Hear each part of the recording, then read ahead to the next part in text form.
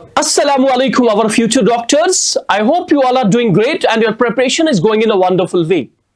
जैसे कि बेटा हम सब जानते हैं कि काय आपके लिए लेके आया है नीट रहनुमा series 2025 to make your NEET preparation even more better.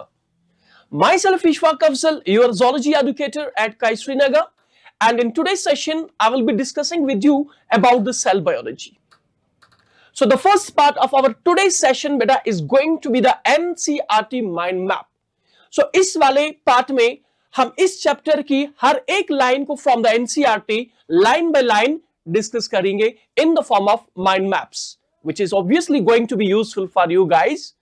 So first we will discuss कि हमारे इस चैप्टर में जितने भी साइंटिस्ट्स को देखे हैं उनके नाम और उनके कंट्रीब्यूशन को लर्न करेंगे, जिसमें सबसे पहला नाम आता बेटा आपके रॉबर्ट हुक साहब का, जिन्होंने इन ईयर 1665 में पहली सेल डिस्कवर की थी.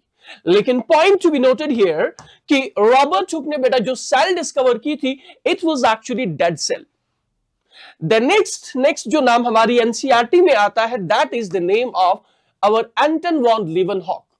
सो एंटन वॉन लीवनहॉक ने सबसे पहले लाइव सेल को बेटा डिस्कवर किया. सो कौन कौन सी सेल उन्होंने देखी थी? He observed the live cells in the form of RBCs, in the form of sperm, in the form of protozoa, and he named those cells as animalcules. So question can be asked to you कि कौन से scientist ने सबसे पहले live cell को observe किया था? And remember it was Anton van Leeuwenhoek.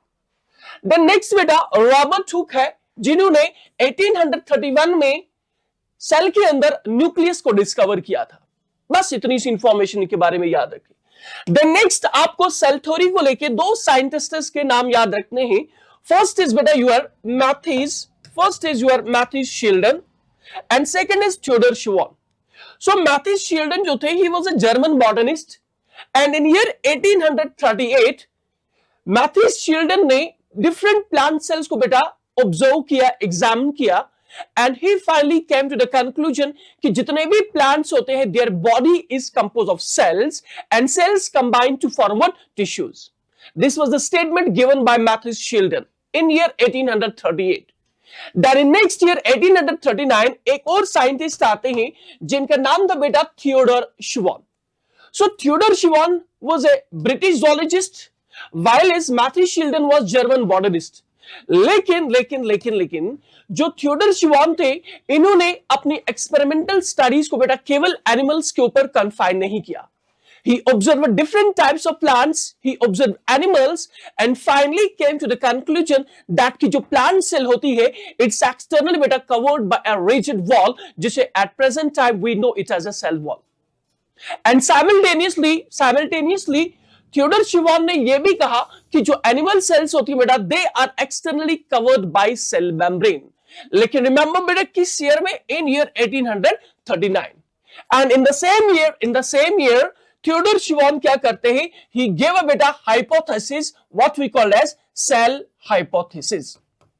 So according to cell hypothesis which was given by Theodor Schwann in year 1839, इस हाइपोथेसिस के अकॉर्डिंग जितने भी प्लांट्स और एनिमल्स है those all are compose of बेटा cells and cell products. Then later in the same year in 1839 दोनों scientist Matthew Schleiden और Theodor Schwann जो है कलेक्टिवली बेटा they gave the concept of cell theory. And according to the cell theory all the living organisms, अब इन्होंने statement को generalized किया that all the living organisms are composed of cells and cellular products. This is a simple statement of what? Cell theory, which was proposed jointly by Schwann and Sheldon. लेकिन मैंने इस theory का एक बड़ा drawback था कि Sheldon and Schwann could not explain the origin of cells, which became the biggest drawback of cell theory. Then year 1858 एक और साइंटिस्ट आए जिनका नाम था रुडोल्फ विर्को. और रुडोल्फ विर्को ने बेटा क्या किया? रुडोल्फ विर्को ने एक थ्योरी दी जिस थ्योरी को हम सेल लीनिएज थ्योरी कहते हैं. And in this theory the most important statement was omnicellular e cellular. which means बेटा that the new cells they arise from the pre-existing cells. So इस तरीके से रॉल्फ विर्को साहब ने जो ड्रॉबैक था बेटा आपकी सेल थ्योरी का वो ओवरकम किया. एक तरीके से हम यह भी कह सकते हैं, जो क्वेश्चन आपके लिए बन सकता है कि किन्होंने आपकी सेल थ्योरी को मॉडिफाई किया था.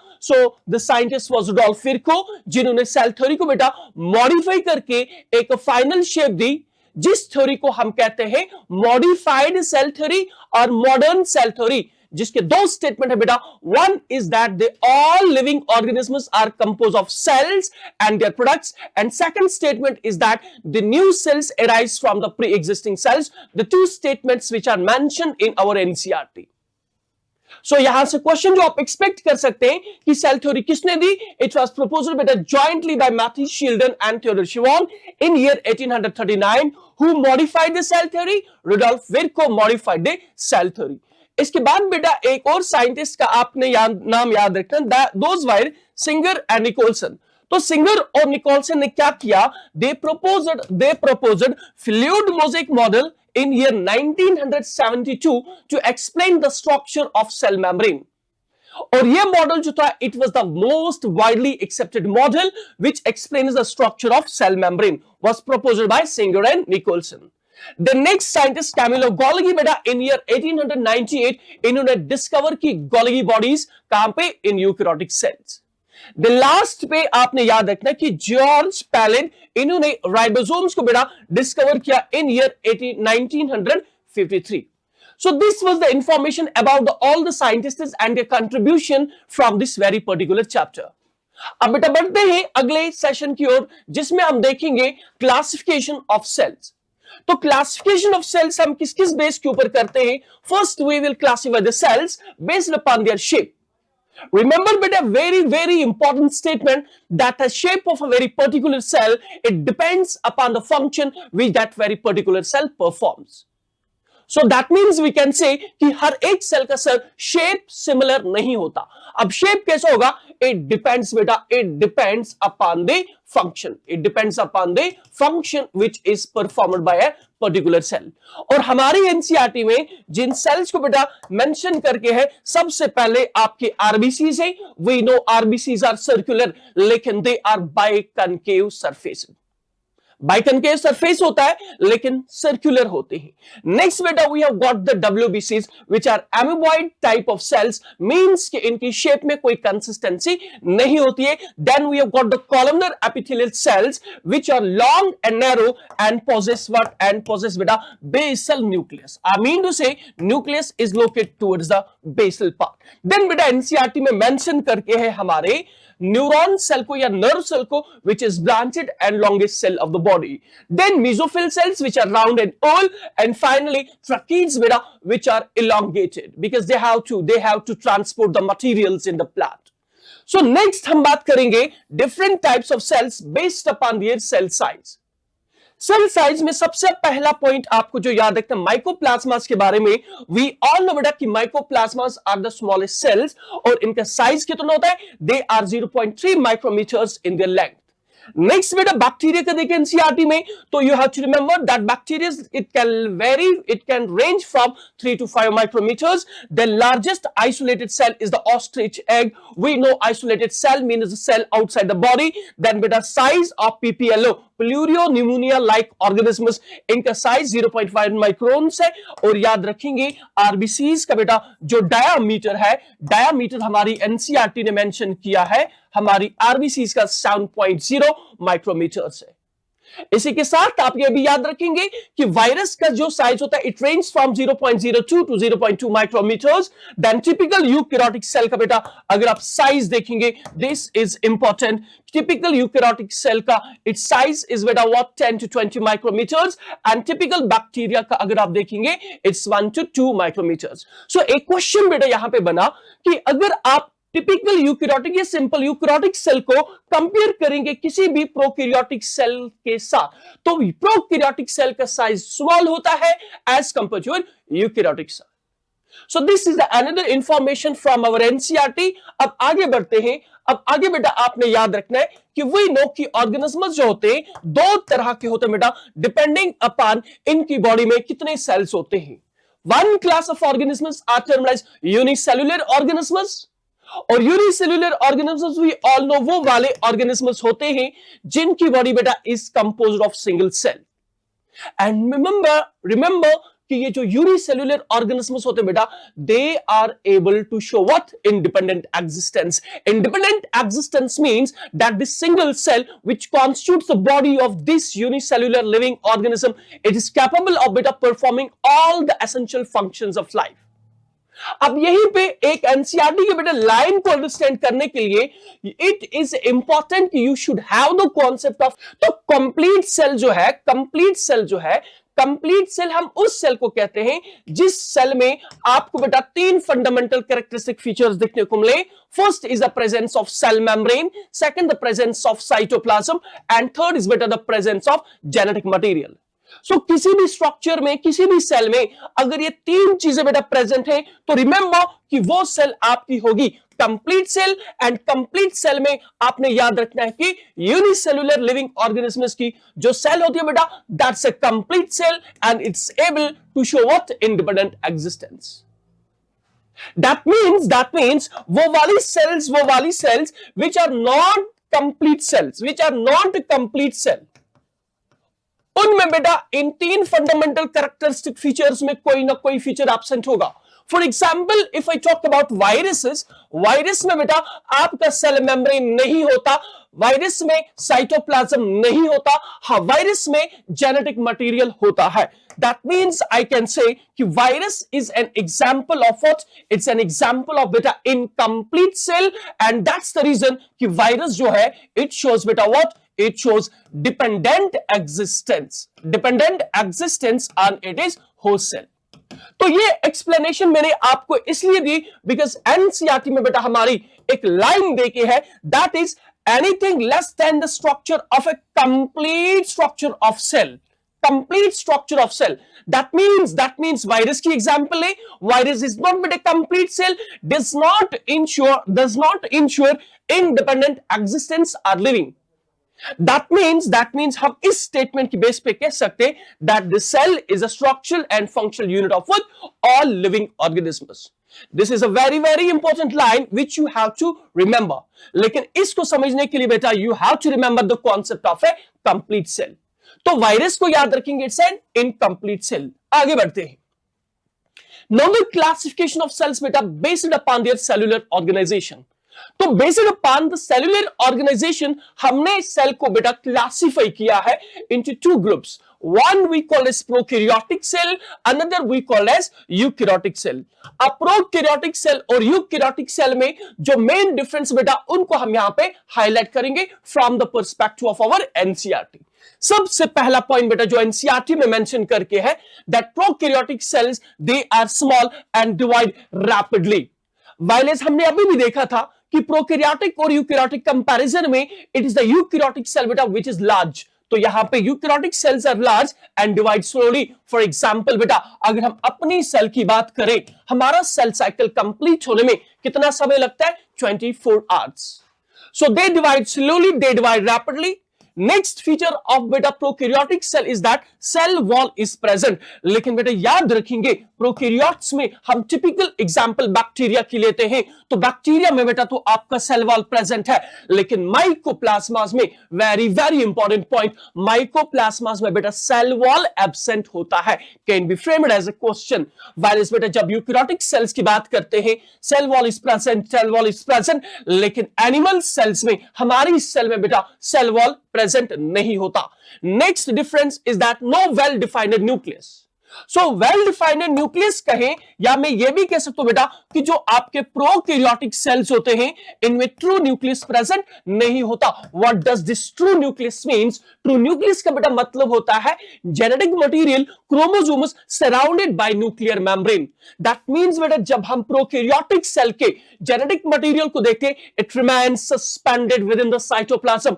अनलाइक टू दिस बेटा जब हम बात करते हैं यूकैरियोटिक सेल की, वी हैव गॉट बेटा वेल डिफाइंड न्यूक्लियस कहें या याद रखें true nucleus. What does this mean? इसका मतलब है कि ये मान के चले न्यूक्लियर मेम्ब्रेन बेटा, और इस न्यूक्लियर मेम्ब्रेन के अंदर जेनेटिक मटेरियल प्रेजेंट होता है, तो इस तरह का न्यूक्लियस कहलाता है आपका वेल डिफाइंड न्यूक्लियस, और you can call it as a true nucleus.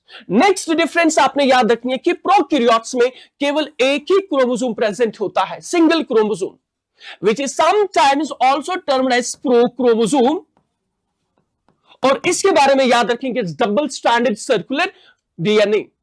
Wireless eukaryotes में बेटा एक से ज्यादा क्रोमोसोम्स होते हैं। अपनी ही एग्जांपल ले, we have got 46 chromosomes.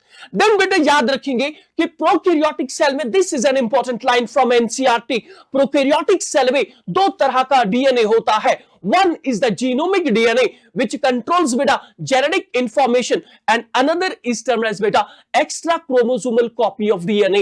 So this extra chromosomal copy of DNA, which is double stranded, which is circular, which is helically coiled, and is present in the cytoplasm of few bacteria.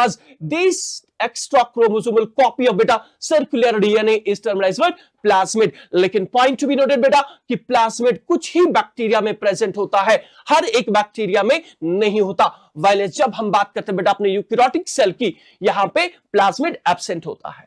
अब plasmid की वजह से उन bacteria में जिनमें ये plasmid बेटा present होता है, they get some unique features. For example antibiotic resistance bacteria में आ जाती है because of presence of what? Plasmid. Next important point बेटा, membrane bound cell organelles are absent in the prokaryotes, whereas हमारी cells में, eukaryotic cells में membrane bound cell organelles present होती है। I can say internal compartmentalisation is present. अब याद रखेंगे examples में बैक्टीरिया है माइकोप्लाज्मा, पीपीएलओ, वायलेस यूकैरियोट्स में we all know animals, plants, fungi, algae. So this was the comparison between your eukaryotic and prokaryotic cell. Now इसके बाद बेटा हम प्रोकैरियोटिक सेल को थोड़ा सा डिटेल में लेंगे, और जब हम एक प्रोकैरियोटिक सेल की बात करते हैं, प्रोकैरियोटिक सेल के स्ट्रक्चर को बेटा जब हम देखते हैं, सबसे पहला स्ट्रक्चर जो हमें एक बैक्टीरिया में या प्रोकैरियोट में देखने को मिलता है, that is the cell envelope. अब ये सेल एनवेलप है क्या? Cell envelope is actually a single protective unit which is composed of, जो बना होता है बेटा आपके तीन मेम्ब्रेन्स से, जो बना होता है आपके तीन लेयर से, फ्यूजन से। One is glycocalyx, second is the cell wall, and third one is the plasma membrane. अब कॉन्सेप्ट को कुछ इस तरीके से समझते हैं। फॉर एग्जांपल हमारे पास यहां पे एक बैक्टीरियल सेल मैंने ली। अब इस बैक्टीरियल सेल में आप क्या देख रहे हो? We have got the three layers. The outer layer is termed as glycocalyx, the middle layer बेटा termed as cell wall, and innermost layer is termed as cell membrane. तो ये तीनों मेम्ब्रेन्स, ये तीनों लेयर्स मिलके क्या constitute करती है? What we call as cell envelope. तो प्रोकैरियोटिक सेल में पहला स्ट्रक्चर जो हमें बेटा देखने को मिलता है, दैट इज सेल एनवेलप। और सेल एनवेलप किससे बना होता है? It is formed of what? Three layers. Outside it is glycocalyx, middle cell wall, and innermost one is what? Cell membrane. अब बेटा जी याद रखेंगे, अब ग्लाइकोकेलिक्स को लेके एक इंपॉर्टेंट पॉइंट आपने जहन में याद रखना है कि ग्लाइकोकेलिक्स जो है it varies in terms of composition and in terms of thickness. So अगर ये ग्लाइकोकेलिक्स प्रेजेंट हुआ in the form of loose sheet, that time we call it as a slime layer. Very important question, can be asked as a NEET question. Second बेटे याद रखेंगे, if glycocalyx is present as a thick tough membrane, thick tough layer, at that time we call it as a capsule. अब आगे बढ़ते बेटा, आगे बढ़ेंगे इसकी सेल वॉल के बारे में, अभी इसको डिटेल में भी देखेंगे, लेकिन अभी आप पॉइंट याद रखें कि जो प्रोकैरियोट में फॉर एग्जांपल हम बैक्टीरिया की बात कर रहे हैं, इसका सेल वॉल बना होता है पेप्टिडोग्लाइकेन्स का, and peptidoglycan is a polymer of N-acyl glucosamine and N-acyl muramic acid. Now inner to the cell wall there is present what we call as plasma membrane. अब प्लाज्मा मेम्ब्रेन ऑफ बेटा prokaryote और eukaryote में एक बड़ी difference होती है, that is this one कि prokaryote की प्लाज्मा मेम्ब्रेन मॉडिफाई हो जाती है, इट फॉर्म्स बेटा some structures what we called as mesosomes. लेकिन कुछ बैक्टीरिया में बेटा for example if I talk about the photosynthetic bacteria, cyanobacteria, उनमें ये प्लाज्मा मेम्ब्रेन मॉडिफाई होके कुछ ऐसी फोल्डिंग्स बनाती है, विच कंटेन फोटोसिंथेटिक पिगमेंट्स, और वो वाली फोल्डिंग्स क्या कहलाती है? क्रोमैटोफोर्स। तो क्रोमैटोफोर्स में क्या होंगे? Chromatophores are the plasma membrane foldings present in only photosynthetically active bacteria which contains pigment and help in photosynthesis. While is better the plasma membrane modifies into another structure what we call as mesosomes, or mesosomes can be present in the form of vesicle, they can be present in the form of tubule, or they can be present in the form of what? Lamellae. तो याद रखेंगे ये mesosome तीन forms में हो सकती है, either vesicle, either tubule or lamella can be asked as a question. Remember this point. अब बेटा बात करते हैं यहीं पे हम मेसोसोम्स की फंक्शंस की।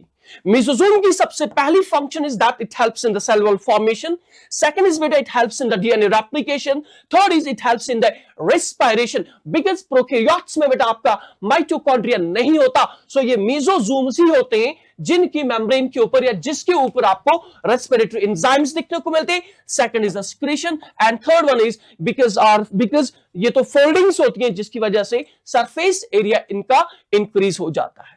नो बेटा एक पॉइंट याद रखेंगे, कुछ प्रोकैरियोट्स फॉर एग्जांपल हमारे बैक्टीरिया ऐसे होते हैं which are motile in nature. So उन मोटाइल बैक्टीरिया में इनकी सेल वॉल क्या करती है? सेल वॉल बेटा मॉडिफाई हो जाती है and it form structure what we call as flagella. तो फ्लैजिला प्रेजेंट होगा केवल और केवल किन में? मोटाइल बैक्टीरिया में। क्लियर सी बात है। एंड याद रखेंगे कि फ्लैजिला इज एक्चुअली बेटा इट्स एक्चुअली एक्सटेंशन या modification of cell wall and helps bacteria in what? Motility. अब इससे भी इंपॉर्टेंट पॉइंट बेटा ये है यहां पे कि अगर हम फ्लैजिला का स्ट्रक्चर देखेंगे, it has got three parts, one is the filament, second is the hook and third one is the basal body. That means कि फ्लैजिला के तीन पार्ट्स। क्लियर सी बात। अब बात करेंगे बेटा हम थोड़ी सी आपके इस बैक्टीरिया के साइटोप्लाज्म के बारे में। सो जब साइटोप्लाज्म की बात करते हैं, this is for example the cytoplasm of whatever bacteria.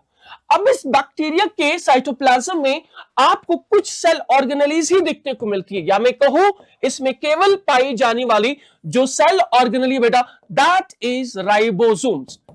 So cytoplasm में क्या क्या दिखने को मिलेंगे? राइबोसोम्स। इसी तरीके से बेटा इनके साइटोप्लाज्म में आपको मेम्ब्रेन लेस स्ट्रक्चर्स दिखने को मिलते हैं what we called as inclusion bodies. So inclusion bodies present होती है साइटोप्लाज्म में। राइबोसोम्स वो भी कौन से टाइप? 70S टाइप बेटा प्रोकैरियोट के साइटोप्लाज्म में प्रेजेंट होते हैं।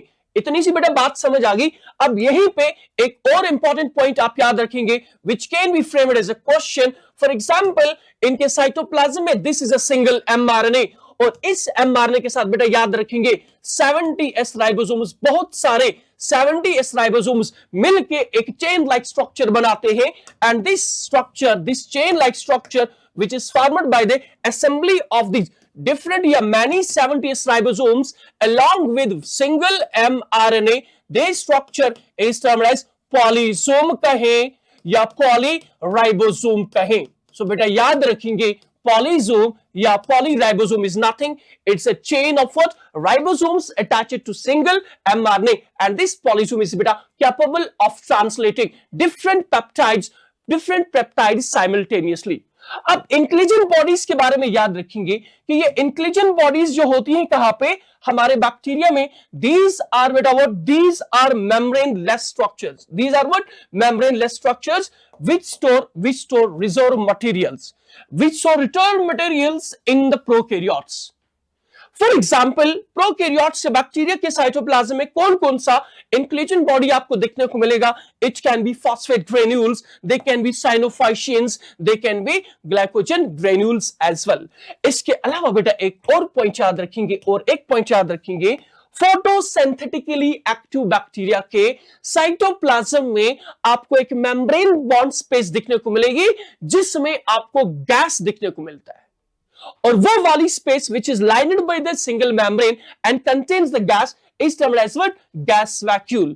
और gas vacuole का काम याद रखेंगे blue green bacteria, purple bacteria, and the green photosynthetically active bacteria, and provides them buoyancy in the water. As a result, they remain on the surface of water and absorb more and more light and performs effectively what? Photosynthesis. तो इस तरीके से हमने बेटा ये देखा कि हमारे प्रोकैरियोट के साइटोप्लाज्म में इंक्लूजन बॉडीज देखने को मिलती हैं, कुछ में गैस वैक्यूल्स देखने को मिलते हैं, पॉलीजूम स्ट्रक्चर देखने को मिलता है। क्लियर सी बात। लेकिन बेटा साथ में यह भी याद रखेंगे कि फिले और फेमब्रे क्या होते हैं? These are the surface structures actually formed from the cell membrane of bacteria. Clear सी बात। ये भी देखने को मिलते हैं, लेकिन इनका कोई भी रोल बेटा मोर्टेलिटी में नहीं होता। They are involved only in what? For example, अगर पिल्ले की बात करें, sex pili, they help in reproduction. They help in reproduction. For example, अगर हम सेक्स पिल्ले की बात करें, and they are made up of बेटा special proteins. For example, pallin protein के बने होते हैं,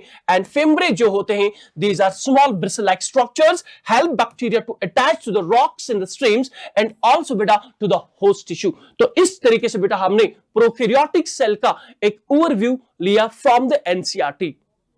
अब आगे बढ़ते हैं हम देखेंगे, अब एक एक करके देखेंगे हम सेल को डिटेल में। अब सबसे पहले अब हम बात करेंगे सेल वॉल की। तो cell wall is what? Cell wall के बारे में आपने पहला पॉइंट जो याद रखना, that cell wall is a non living rigid structure which is present where? Which is present in bacteria, which is present in algae, which is present in plants. Even बेटा याद रखेंगे, cell wall is also present in the fungi as well. तो इन वाली sales में या इन structures में आपको cell wall दिखने को मिलेगा। अब याद रखेंगे, जब बेटा हम बैक्टीरिया की सेल वॉल को देखते हैं तो याद रखेंगे कि बैक्टीरिया का सेल वॉल जो होता है, it's composed of peptidoglycan, and we know कि peptidoglycan is the polymer of N acetyl glucosamine and N acetyl muramic acid. Whiles बेटा जब हम अलगी की सेल वॉल को देखें, यहां पे नजर रखना बेटा, क्वेश्चन यहां से बन सकता है। जब हम अलगी की सेल वॉल को देखते हैं, it's compose of galactans, mannans, cellulose, minerals, और याद रखेंगे बेटा इंपॉर्टेंट कि कौन सा सेल वॉल या किसका सेल वॉल ऐसा होता है जहां पे हमें मिनरल डिपोजिशंस दिखने को मिलती है। Remember, it's a algal cell wall. Then talking about the fungal cell wall, याद रखेंगे कि फंगस का सेल वॉल बेटा जो होता है, it's compose of chitin, and we know chitin is the polymer of N-acetyl glucosamine. Then talking about the cell wall of plants, बेटे याद रखेंगे कि cell wall of plants किसका बना होता है? It's composed of cellulose, it's composed of hemicellulose, it's composed of pectin, and it's also composed of proteins. लेकिन बेटा याद रखना कि plant cell wall में आपको mineral depositions नहीं दिखने को मिलती। Mineral depositions are only found in algal cell wall. अब प्लांट सेल वॉल को लेकर कुछ important discussion. Plant cell wall में बेटा याद रखेंगे, सबसे पहला जो सेल वॉल बनता है, that's termed as what? Primary cell wall. तो प्राइमरी सेल वॉल में याद रखेंगे, it's the first forward cell wall. और किन में देखने को मिलता बेटा? सबसे पहले आपको ये प्राइमरी सेल वॉल जो है, it's seen in the meristematic और we can say undifferentiated cells. अब इसके बारे में कुछ और पॉइंट्स याद रखेंगे। It is elastic. अब इलास्टिक है बेटा, तो जिसकी वजह से ये क्या करेगा? It's capable of growth, that means it's living, it's elastic, capable of growth, present in meristematic cells. लेकिन बेटा याद रखेंगे, जैसे जैसे आपके इस मेरिस्टेमेटिक सेल में डिफरेंशिएशन आती है, आई मीन टू से ये मेरिस्टेमेटिक से परमानेंट सेल बनना शुरू हो जाती है, ये प्राइमरी सेल वॉल बेटा इट स्टार्ट्स टू डिसइंटीग्रेट। ठीक है, और एनसीईआरटी इसीलिए लिख रही है कि ये वाली सेल वॉल जो है, it diminishes what? During the cellular differentiation. और जब बेटा ये आपकी प्राइमरी सेल वॉल डिमिनिश हो जाती है, डिजेनरेट हो जाती है, इस प्राइमरी सेल वॉल के अंदर एक और लेयर ऑफ सेल वॉल बनना स्टार्ट हो जाती है, what we called as secondary cell wall. तो यहां पे ध्यान से देखें, ये मान के चले ये सेल मेम्ब्रेन है, सेल मेम्ब्रेन के बाहर बेटा ये देखो, ये सेकेंडरी सेल वॉल, और सेकेंडरी सेल वॉल के बाहर क्या थी आपकी? वहां पे हमारी थी प्राइमरी सेल वॉल। तो रिमेंबर कि जो नेक्स्ट सेल वॉल बनता है inner to primary cell wall, that is termed as secondary cell wall. अब सेकेंडरी सेल वॉल के बारे में कुछ पॉइंट्स बेटे आपने याद रखने। नंबर वन इज दैट कि the secondary cell wall is thick. Why is it thick? Because it is multi-layered। 3 layers होती है, S1, S2 एंड S3। तो ये मान के चलिए प्राइमरी सेल वॉल था। प्राइमरी सेल वॉल के अंदर जो बनेगा that's termed as S1 layer. S1 layer के अंदर जो बनेगा दैट्स S2 लेयर, और S2 लेयर के अंदर जो बनेगा दैट्स S3 लेयर। और ये 3 लेयर्स बेटा मिलके कहलाती है आपकी सेकेंडरी सेल वॉल। अब बनता कहां पे? Into primary cell wall. अब इसके फीचर्स आपने पहला फीचर देखा, it is thick. Number second बेटा इट इज इन इलास्टिक। अब इन इलास्टिक क्यों है? Due to suberin and lignin depositions. Inelastic है बेटा तो हम कहेंगे it's incapable of growth. Unlike to बेटा our primary cell wall, unlike to our primary cell wall which is capable of growth, the secondary cell wall is not capable of growth. That means it's non living. Clear सी बात है। सो इसके बारे में आपने ये points भी अपने जहन में याद रखने हैं। और ये वाली जो होती है secondary cell wall, it is rigid. और किन में पाई जाती है बेटा? It's found in the permanent cells, found in the permanent cells. So this was about the primary cell wall and secondary cell wall. Now another important point बेटा, it relation to the plant cell wall. ये मान के चले ये एक plant cell है बेटा, ये दूसरी प्लांट सेल है। ये व्हाइट कलर से जो मैं दिखा रहा हूं, for example this is the cell wall, ये सेल मेम्ब्रेन, ये cell membrane. These two are what? These two are the adjacent plant cells. अब एडजेसेंट प्लांट सेल्स के बीच में, आई मीन टू से इनके सेल वॉल के बीच में आपको बेटा एक सीमेंटिंग मटेरियल दिखने को मिलता है, what we call as middle lamella. Now remember कि middle lamella is a cementing material which is present between the adjacent or neighboring plant cells। Clear सी बात है। और याद रखेंगे ये बना होता है मेनली किसका? आपके कैल्शियम पैक्टेट का। कैल्शियम पैक्टेट की बनी हुई ये सीमेंटिंग मटेरियल की लेयर बेटा जो एडजेसेंट प्लांट सेल्स के बीच में होती है, it is termed as what? Middle lamella. अब एक और पॉइंट बेटा यहां पे आपने याद रखना, जो क्वेश्चन आपसे कभी पूछा जा सकता है, ये मान के चले एक प्लांट सेल है, ये दूसरी प्लांट सेल है, 2 प्लांट सेल्स। अब इन प्लांट सेल्स के बीच में ये मान के चले this is the middle lamella. लेकिन बेटा याद रखेंगे इस वाले रीजन में आपको ना तो सेल वॉल दिखने को मिलता है, ना ही आपको मिडल लैमेला दिखने को मिलता है। As a result we can say in the higher plants there are present some pores, और इन पोर्स के थ्रू क्या होता है, इस सेल का बेटा साइटोप्लाज्म इस वाली सेल में आएगा, और इस सेल का साइटोप्लाज्म आपके इस वाली सेल में आएगा। So remember that these cytoplasmic connections over while the middle lamella and the cell wall are absent, these pores beta are termed as plasmodesmata. So plasmodesmata are what? Plasmodesmata are cytoplasmic connections between the adjacent plant cells। इतनी सी बात याद रही। अब याद रखेंगे बेटा कि इन plasmodesmata के थ्रू इस सेल के मैक्रोमोलिक्यूल इस सेल में आ जाएंगे। फॉर एग्जांपल इस सेल ने कोई प्रोटीन सिंथेसाइज किया, वो इस सेल को चाहिए, ये सेल वो सिंथेसाइज नहीं कर पा रही, इस प्लाज्मोडेस्मेटा के थ्रू आएगा। Similarly beta from cell B the protein or any macromolecule it can come into cell A। Sir ये तो मैक्रोमोलिक्यूल्स की बात की, what about micromolecules? याद रखना बेटा कि हमारी जो सेल वॉल होती है, cell wall is a semi permeable covering. Why? Because cell wall में आपको छोटे छोटे पोर्स देखने को मिलते हैं, जिन पोर्स के थ्रू आपने याद रखना है कि micromolecules can easily enter into the cell. So this was about the plant cell wall, जहां पे आपने याद रखा मिडिल लैमेला को याद रखा, और एक चीज बेटा याद रखेंगे कि what are plasmodesmata? Plasmodesmata are cytoplasmic connections। अब चलते हैं बेटा इस सेल वॉल की फंक्शंस की ओर। याद रखेंगे कि सेल वॉल की important function is, first one is that it gives a shape to the cell, second बेटा it protects from the mechanical damage and infections. Why? Because cell wall बेटा it acts as a barrier, it acts as a primary immune system which prevents the entry of bacteria into the plant cells or pathogens into the plant cell. Second is help cell to cell interaction. Actual में ये जो function बेटा यहां पे दी है, helps in cell to cell interaction, it's in context toward plasmodesmata, because plasmodesmata के through ही एक cell दूसरे के सेल के कांटेक्ट में आती है। नेक्स्ट इज बेटा it provides barrier to undesirable लेकिन कौन से?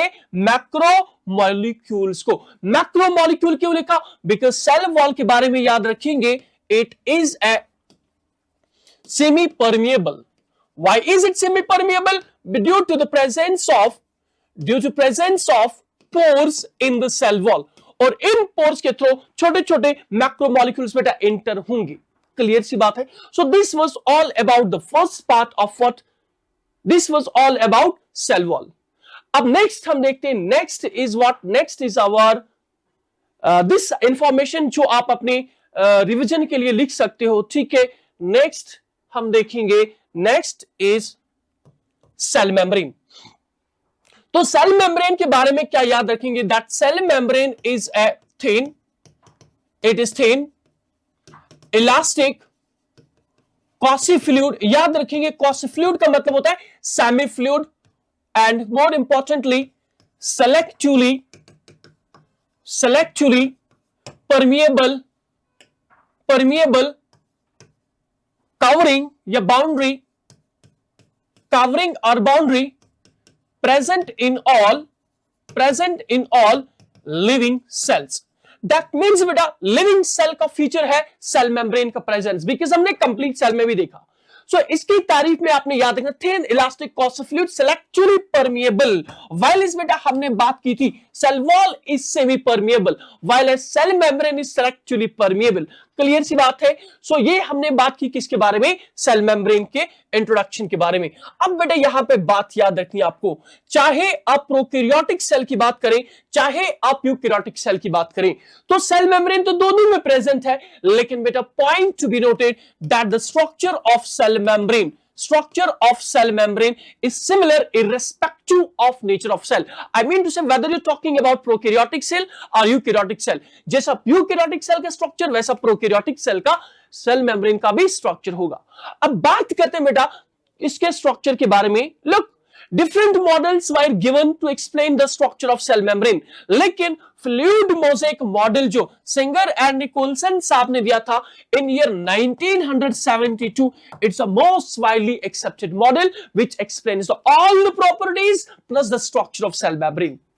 अब according to the fluid mosaic model हमारे बेटा जो सेल मेम्ब्रेन होती है ये बनी होती है एक तो लिपिड्स की, ये बनी होती है बेटा प्रोटीन्स की, और साथ में याद रखेंगे ये बनी होती है कार्बोहाइड्रेट्स की। अब इससे भी इंपॉर्टेंट पॉइंट जो आपने याद रखना है, lipid as per fluid mosaic model दो तरह के, वन इज बेटा कोलेस्ट्रॉल यूकैरियोट्स में, लेकिन प्रोकैरियोट्स में कोलेस्ट्रॉल की जगह पे होपोनॉइड्स प्रेजेंट होते हैं, एंड सेकंड आर बेटा phospholipids. Phospholipids are the main lipids या मेन कंपोनेंट्स ऑफ व्हाट या main structural constituents of cell membrane. अब बेटा जब एक फॉस्फोलिपिड के स्ट्रक्चर की बात करते हैं तो always remember that it has got a polar head and it has got non-polar tails, लेकिन इन non-polar tails में आपको फैटी एसिड्स देखने को मिलते हैं। एक फैटी एसिड तो बेटा सैचुरेटेड होता है और एक होता है unsaturated.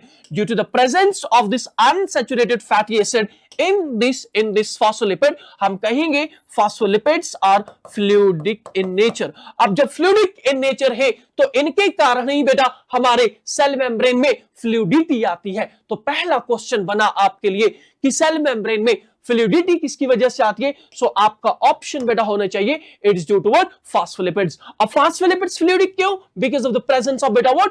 This unsaturated fatty acid in the tail. अब हमने देखा कि आपका फॉस्फोलिपिड बेटा it's an amphipathic molecule possessing a polar head or hydrophilic head and non-polar tails. Clear सी बात? Or we can call as hydrophobic tails.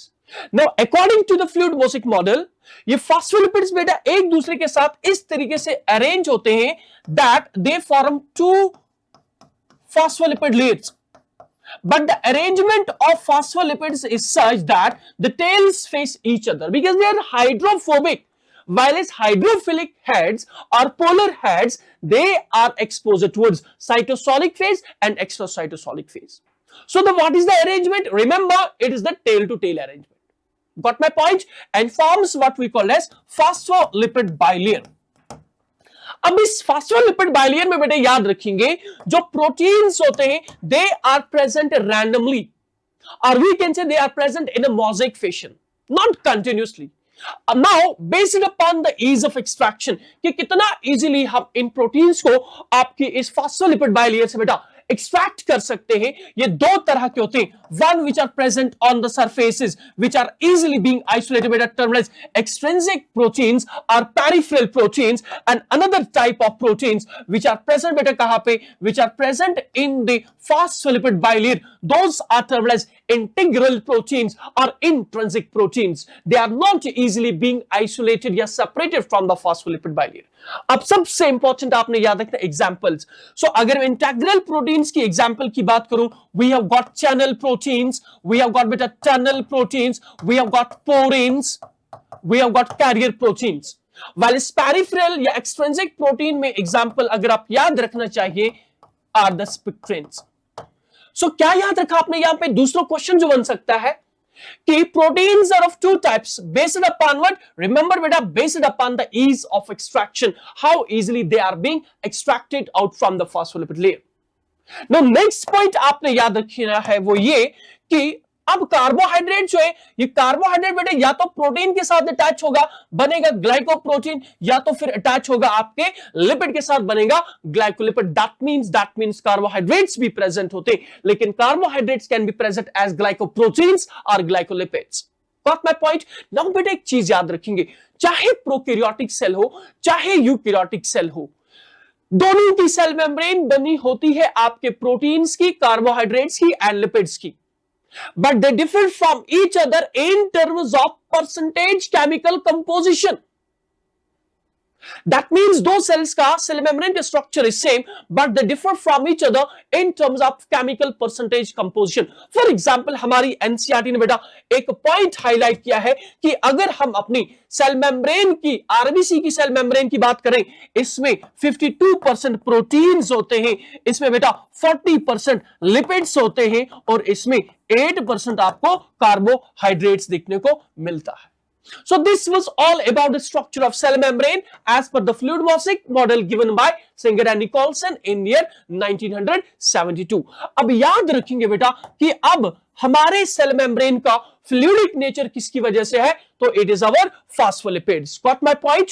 अब इस फॉस्फोलिपिड लेयर में एक और क्वेश्चन बनेगा, प्रोटीन्स जो होते हैं दे कीप ऑन बेटा शोइंग व्हाट, लैटरल मूवमेंट्स. अब इस फॉस्फोलिपिड लेयर में ये प्रोटीन्स बेटा कितना इजीली या कितना तेजी से लेटरल मूवमेंट दिखाएंगे, that is going to give you the measurement of what, कि how much fluidity is present in the cell membrane. For example, अगर टेंपरेचर को इंक्रीज करेंगे फ्लूइडिटी बेटा इंक्रीज होगी, सो आपके प्रोटीन्स में लैटरल मूवमेंट इंक्रीज होगा. टेंपरेचर डिक्रीज करोगे, यहां पे लिक्विड से सॉलिडिटी की ओर आपके फॉस्फोलिपिड्स चेंज हो जाएंगे.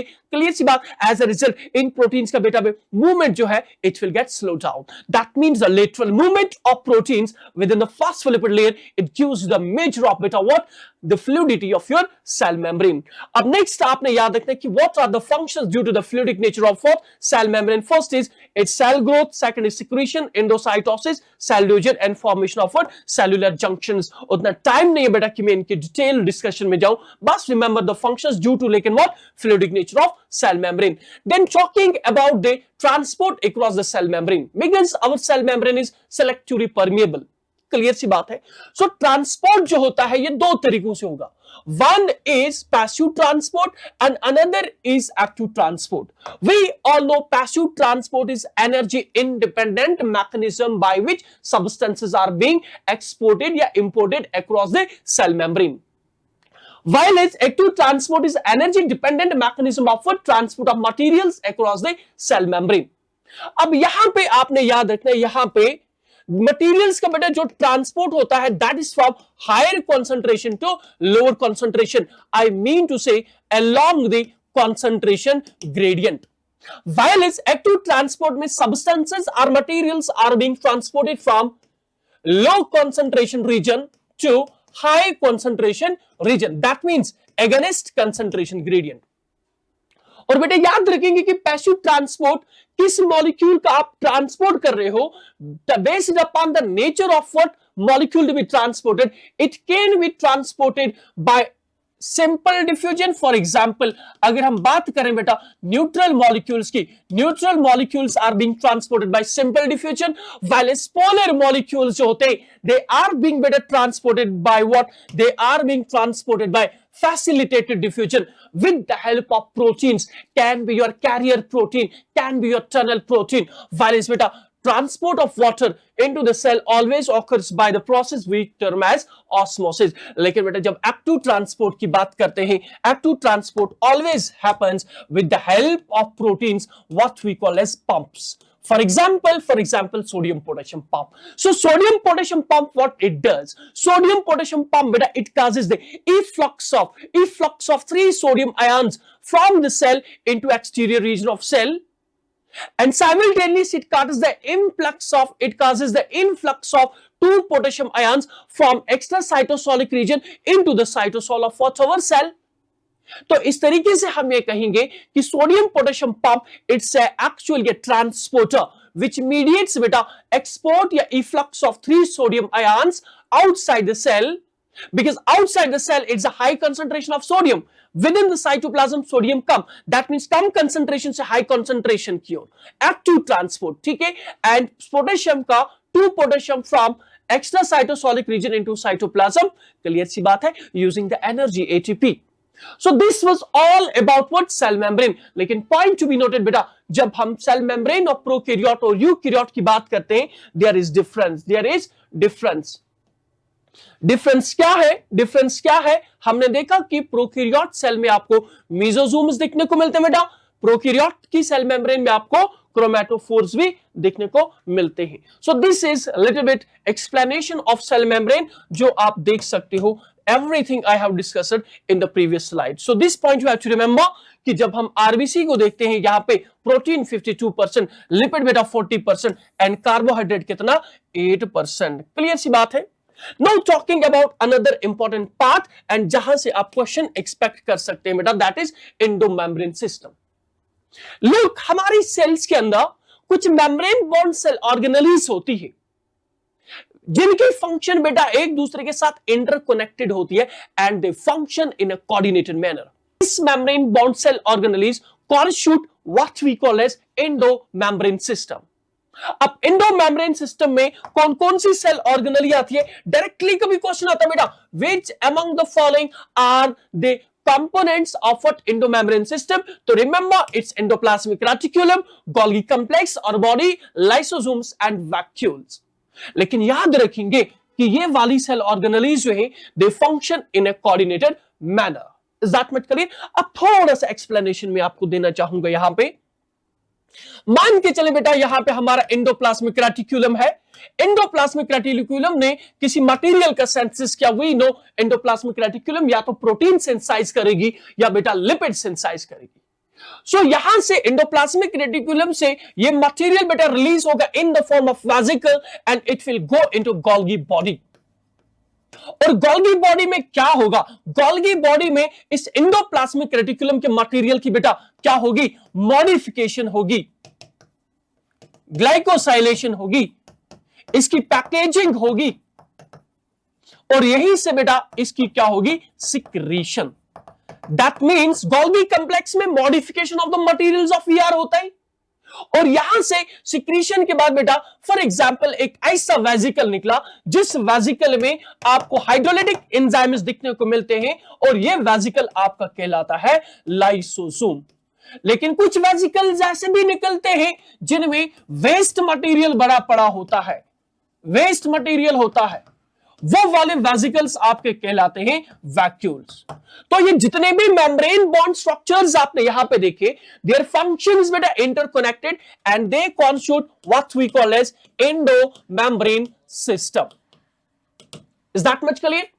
तो इस एंडो मेम्ब्रेन सिस्टम में सबसे पहले हम बात करेंगे बेटा एंडोप्लाज्मिक रेटिकुलम की। तो एंडोप्लाज्मिक रेटिकुलम के बारे में क्या याद रखना है कि it's a membranes network which is present in the cytoplasm and can be seen under the microscope. NCERT की लाइन है बेटा ये। अब याद रखेंगे एनसीईआरटी को बेटा, एनसीईआरटी या एंडोप्लाज्मिक रेटिकुलम को अंडरस्टैंड करने के लिए यू हैव टू रिमेंबर, जब हम इसके स्ट्रक्चरल कंपोनेंट्स की बात करते हैं, इसके स्ट्रक्चरल कंपोनेंट में सिस्टर्ने आते हैं, इसके स्ट्रक्चरल कंपोनेंट में बेटा ट्यूब्यूल्स आते हैं और मोर इंपॉर्टेंटली वेसिकल्स आते हैं। तो सिस्टर्ने क्या होते हैं? Cisternae are actually flat, cisternae are actually flat tubular structures, flat tubular structures, unbranched tubular structures. Clear सी बात है। while tubules are flat irregular, cisternae are long flat unbranched tubular structures, while tubules जो होते हैं, tubules are irregular branched tubular structures। ये tubule है बेटा, और ये मैंने यहां पे सिस्टर्नी बनाई। तो सिस्टर्नी आर फ्लैट, while जो हमारे ट्यूब्यूल्स होते हैं इरेगुलर होते हैं, ब्रांच होते हैं, और सिस्टर्नी हमारी क्या होती है? Cisternae are what? They are unbranched and remember that they are continuous with the outer nuclear membrane. So endoplasmic reticulum, पहले मैंने कहा कि endoplasmic reticulum membranes network, cytoplasm में प्रेजेंट, स्ट्रक्चरल कंपोनेंट बेटा 3, cisternae, tubule and vesicle. Cisternae are what? Cisternae are long flat tubular लेकिन unbranched structures, while इस tubules क्या होते हैं? Tubules are irregular branched tubular structures. अब याद रखेंगे बेटा, हमारे सेल के अंदर जितनी भी स्पेस होती है, that space is termed as intracellular space. अब वो वाली स्पेस या वो वाला पार्ट आपके साइटोप्लाज्म का which is enclosed within the endoplasmic reticulum, that's termed as luminal compartment। That means this is luminal compartment, this is the luminal compartment, and the part of cytoplasm which is present beta outside endoplasmic reticulum, that's termed as extraluminal compartment या cytoplasmic compartment। That means यहां पे question बना कि endoplasmic reticulum जो है, endoplasmic reticulum intracellular space को 2 regions में divide करती है। One is the luminal part and another is extraluminal part। Got my point? अब बेटा बढ़ते हैं इसके टाइप्स की ओर। तो एंडोप्लाज्मिक रेटिकुलम में आपने याद रखना है कि एंडोप्लाज्मिक रेटिकुलम 2 टाइप्स का होता है। One is RER and another is SER, मतलब स्मूथ एंडोप्लाज्मिक रेटिकुलम। याद रखेंगे कि रफ एंडोप्लाज्मिक रेटिकुलम जो है, इसका मेन कंपोनेंट बेटा होते हैं cisternae, it's compose of cisternae. while smooth endoplasmic reticulum जो है, ये बना होता बेटा किसका? It's compose of tubules. One point, second point you have to remember कि जो सिस्टर्नी होते हैं, सिस्टर्नी के साइटोप्लाज्मिक सरफेस के ऊपर बेटा आपको राइबोसोम्स देखने को मिलते हैं। कौन से? ATS type. As a result यहां पे राइबोसोम से, दैट मींस बेटा हम कह सकते हैं कि रफ एंडोप्लाज्मिक रेटिकुलम का मेन फंक्शन होता है प्रोटीन सिंथेसिस। एंड रिमेंबर कि रफ एंडोप्लाज्मिक रेटिकुलम या ग्रैनुलर एंडोप्लाज्मिक रेटिकुलम का नंबर बेटा उन सेल्स में ज्यादा होगा which are actually involved in the process of protein synthesis, while smooth endoplasmic reticulum जिसका मेन कंपोनेंट ट्यूब्यूल होता है, डिवाइड ऑफ बेटा राइबोसोम्स, इसका मेन फंक्शन होता है बेटा lipid synthesis and we can say sense of steroidal hormones, for example estrogen, progesterone, testosterone, cortisol. That means SER उन वाली सेल्स में बेटा ज्यादा पाया जाएगा which are involved in the lipid metabolism or lipid synthesis। For example, sex hormone synthesizing cells में SER का number ज्यादा होगा। इसके अलावा बेटा SER की एक और फंक्शन में यहां पे हाईलाइट करना चाहूंगा, that is कि हमारी मसल सेल्स में स्मूथ एंडोप्लाज्मिक रेटिकुलम जो है, it stores what? Storage of what? Calcium। Storage of what, calcium, वहां पे हम इसे सार्कोप्लाज्मिक रेटिकुलम कहते हैं। ये एडिशनल फंक्शन याद रखेंगे और एक फंक्शन बेटा याद रखेंगे स्मूथ एंडोप्लाज्मिक रेटिकुलम की, that it helps in the detoxification of drugs and alcohol. तो ये दो फंक्शंस तो आपकी एनसीईआरटी में नहीं दी गई। Rest everything which I discovered is covering your NCERT. So with this we are done with the endoplasmic reticulum. अब next part जो बनता है बेटा, that's Golgi apparatus discovered by Camillo Golgi.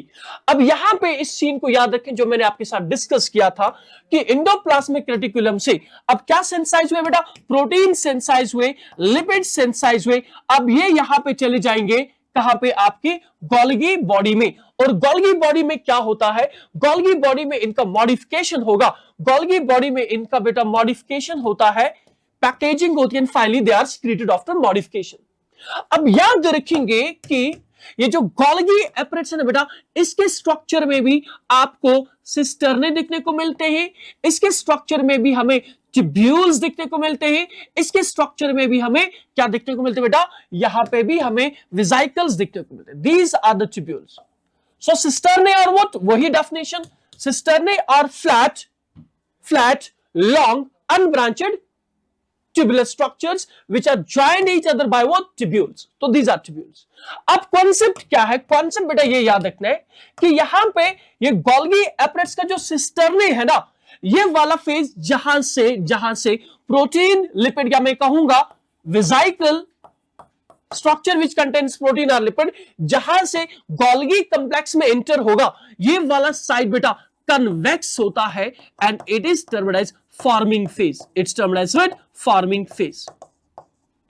और यहां पे जब प्रोटीन आ गया, लिपिड आ गया, यहां पे मॉडिफिकेशन हो गई, बिकॉज सिस्टर्ने में ऐसे एंजाइम्स होते हैं विच कॉज बेटा glycosylation of proteins and lipids which are synthesised by endoplasmic reticulum. तो यहां पे मॉडिफिकेशन हो रही है and from this very particular side which is बेटा कनकेव, इस साइड से आपका एक वेजिकल क्या होता है बेटा, एक spherical structure which contains useful material, ठीक है, विच कंटेन्स मटेरियल रिलीज होगा, जिसमें आपका या तो ग्लाइकोलिपिड होगा बेटा या फिर ग्लाइकोप्रोटीन होगा। तो ये वाला साइड, ये वाला फेज आपके सिस्टर्ने का कहलाता है ट्रांस फेज कहें या कहेंगे मैच्योरिंग फेज कहेंगे। सो दैट मीन्स आपने याद रखा कि जो आपके गोल्गी एपरेट्स के फंक्शनल यूनिट्स होते हैं, दोज आर सिस्टर्ने। इसके दो सरफेस होते हैं, एक convex what we call as convex is termed as cis face and concave is termed as trans phase. That means बेटे याद रखेंगे that Golgi apparatus is the only cell organelle which shows polarity. Receiving face होता है या forming phase होता है, maturation phase. Clear सी बात। सो मैच्योर वेजिकल कहां से अराइज होते हैं, आपके ट्रांस फेज से। चलिए जी अब बढ़ते हैं आपके कॉन्सेप्ट मैप की ओर, और कॉन्सेप्ट मैप में यही लिखा है हमने कि Golgi apparatus is consist is what बेटा, flat disc like shaped structures which are termed as cisternae and remember that cisternae are joined by tubules। लेकिन प्लांट के केस में हम गोल्गी बॉडी को डिक्टियोसोम्स कहते हैं। व्हाई, बिकॉज वहां पे आपके सिस्टर्ने, ट्यूब्यूल्स, ठीक है, those are not assembled at a specific region. तो क्या याद रखा आपने, consist flat disc shaped structures which are termed as cisternae. Cisternae के दो phase, convex phase termed as forming phase and concave phase termed as trans phase which is termed as maturing phase। अब यहां पे आपने याद रखना है कि हमारे गोल्गी बॉडी में क्या होती है, पैकेजिंग ऑफ मटेरियल्स, ठीक है, आई कैन से मॉडिफिकेशन एंड फाइनली यहां पे क्या होती है, तो गोल्गी एपरेट्स में आपने देखा यहां पे होगा packaging of materials after modification and secretion of materials after modification। So this was about what your Golgi body. तो गोल्गी बॉडी में याद रखना क्या होता है, पैकेजिंग होती है, मॉडिफिकेशन होती है और फाइनली सिक्रीशन होती है। अब नेक्स्ट बात करेंगे हम बेटा आपके लाइसोसोम की, which is the third component या constituent of what our endomembrane system. तो लाइसोसोम्स के बारे में याद रखेंगे, they are single membrane bond vesicular structures जो बनते हैं कहां से, ट्रांस फेज से। जब एक मैच्योर वेसिकल रिलीज होगा, अगर इस वेसिकल में बेटा आपके हाइड्रोलिटिक एंजाइम्स हुए, हम कहेंगे ये वेसिकल आपका कहलाएगा lysosome. So lysosomes are membrane bound vesicular structures which are formed by the packaging in the Golgi apparatus. We all know contain what? Contain hydrolytic enzymes, and hydrolytic enzymes वो वाले enzymes होते हैं which are active at acidic pH. Got my point? अब याद रखेंगे lysosomes को लेके कि इनमें ऐसे सारे एंजाइम्स बेटा आपके प्रेजेंट होते हैं which are able to cause digestion of carbohydrates, proteins, lipids and even nucleic acids as well. Got my point? So this was about what? Lysosomes, the third component of what's our endomembrane system. Next is what? Vacuole. तो vacuole के बारे में याद रखेंगे, vacuole is actually a membrane bound space which is present in where? Which is present in cytoplasm. अब इस vacuole में होगा क्या क्या? इस वैक्यूल में वाटर प्रेजेंट होता है, सेल सैप प्रेजेंट होता है, एक्सक्रीटरी वेस्ट मटेरियल्स होते हैं, आयन्स होते हैं बेटा, ठीक है, क्लियर सी बात है। अब याद रखेंगे जब हम प्लांट सेल की बात करते हैं, प्लांट सेल के साइटोप्लाज्म में ये स्पेस जो है which is membrane bond space, it occupies बेटा about 90% volume of cell, 90% volume of cell, और इसकी मेम्ब्रेन को हम कहते हैं tonoplast. So tonoplast is what? Tonoplast is the membrane of what? Your vacuole. और प्लांट वैक्यूल जो है जिसे हम कभी कभार सेंट्रल या सैप वैक्यूल भी कहते हैं, it occupies about how much? 90% volume of cell, और यहां पे इसमें क्या प्रेजेंट होता है? Cell SAP. क्लियर सी बात है। तो याद रखेंगे वैक्यूल्स के डिफरेंट टाइप्स हैं, जैसे प्लांट में मैंने कहा सेंट्रल वैक्यूल होगा, एमोबा में कॉन्ट्रैक्टाइल वैक्यूल होता है विच हेल्प्स बेटा in what? Excretion and osmoregulation, और प्रोटिस्टा में बेटा आपको फूड वैक्यूल देखने को मिलता है which is formed by the engulfing the food. Clear सी बात है। अब एक इंपॉर्टेंट लाइन एनसीईआरटी की आपने याद रखनी है कि जो टूनोप्लास्ट होता है, टूनोप्लास्ट इट मीडिएट्स बेटा what? It mediates or causes the movement of ions from cytoplasm into the vacuole. लेकिन against concentration gradient, what does that mean? That means जब हम इस वैक्यूल की बात करते हैं, यहां पे अंदर बेटा जो आयन्स होते हैं, आयन्स का कंसंट्रेशन हाई होता है एज कंपेयर टू साइटोप्लाज्म। लेकिन इवन बेटा स्टिल ये ट्यूनोप्लास्ट जो है, बिकॉज इसमें आपके पंप्स प्रेजेंट होते हैं, वो पंप्स क्या करते हैं? They cause the influx, they cause the transport of what? These ions into this vacuum, into this vacuole, और साथ में यहां पे फिर वाटर का इनफ्लक्स भी हो जाता है। तो वही बात आपकी एनसीईआरटी लिख रही है that tonoplast it facilitates the ionic concentration movement from, लेकिन कहां पे? from cytoplasm into vacuole against the concentration gradient. Got my point? Now next video let's talk about the mitochondria. Mitochondria के बारे में आपने याद रखना है कि we all know that it's a powerhouse of cell because यहाँ पे एनर्जी रिलीज करने में माइटोकॉन्ड्रिया का फंक्शन होता है हमारी सेल्स में। याद रखेंगे जब हम माइटोकॉन्ड्रिया को सेल के अंदर ऑब्जर्व करने की कोशिश करेंगे, it becomes visible only after staining. Next याद रखना नंबर के बारे में, number is variable and number depends upon the physiological activity. जो सेल ज्यादा फिजियोलॉजिकली एक्टिव होगी वहां पे माइटोकॉन्ड्रिया का नंबर ज्यादा। Diameter from the NCERT 0.2 to 1 microns, length 1 to 4 micrometres, और शेप की बात करेंगे सॉसेज शेप्ड या सिलेंड्रिकल शेप्ड होता है। अब याद रखेंगे बेटा इसके स्ट्रक्चर के बारे में, we know that the mitochondria is a double membrane bound structure having outer membrane and inner membrane, और दोनों मेम्ब्रेन्स के बीच में आपको पेरीमाइटोकॉन्ड्रियल स्पेस दिखने को मिलेगी या outer chamber, and inner membrane enclose space what we call as inner chamber या होमोजेनियस मिक्सचर जिसमें प्रेजेंट होता है what we call as matrix. Clear सी बात है। अब जो इनर माइटोकॉन्ड्रियल मेम्ब्रेन होती है, remember that it's thrown into some foldings and these foldings are termed as cristae. Is that much clear? And cristae increase the surface area. Clear सी बात mitochondria का।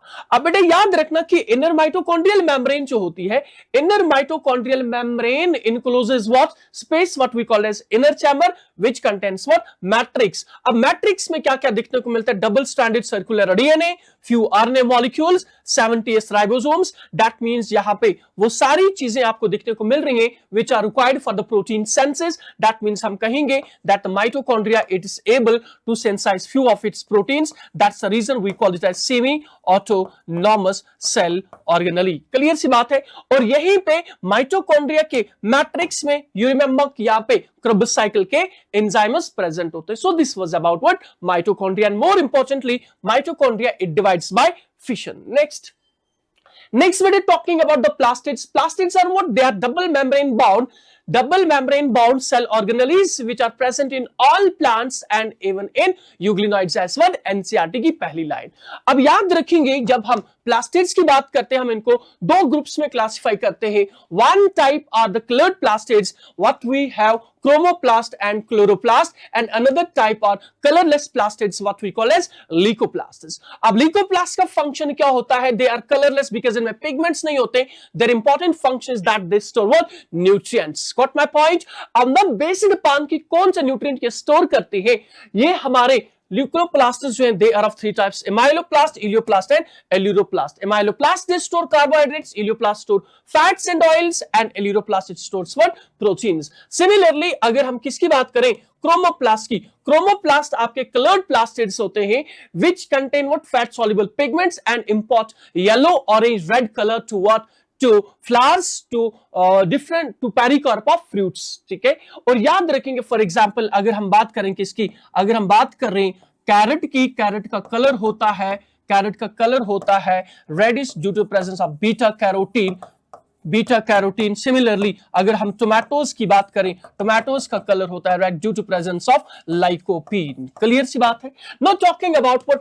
क्लोरोप्लास्ट। क्लोरोप्लास्ट के बारे में you remember that chloroplast is what? Chloroplast is we can say chloroplast is a green color plastid which contains chlorophyll and carotenoid pigments।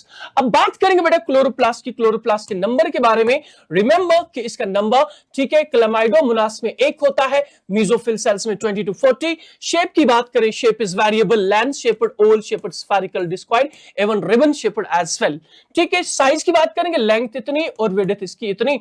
अब structure की बात करेंगे तो याद रखेंगे that chloroplast is a double membrane bound cell organelle having outer and inner membrane। अब outer membrane और inner membrane में आपने जो चीज याद रखनी है, there is space what we call as periplastidial space and inner mitochondrial membrane। Now inner membrane जो होता है it encloses a space और उस स्पेस में प्रेजेंट होता है stroma, and stroma contains what? enzymes which are required for the synthesis of carbohydrates, and they also contain double stranded circular DNA and 70s type of ribosomes, means they are also what? capable of synthesizing proteins। अब मेरे याद रखेंगे इसी stroma में आपको ये flat membrane structures दिखने को मिलते हैं, फ्लैट मेम्ब्रेन स्ट्रक्चर्स दिखने को मिलते हैं what we call as thylakoids.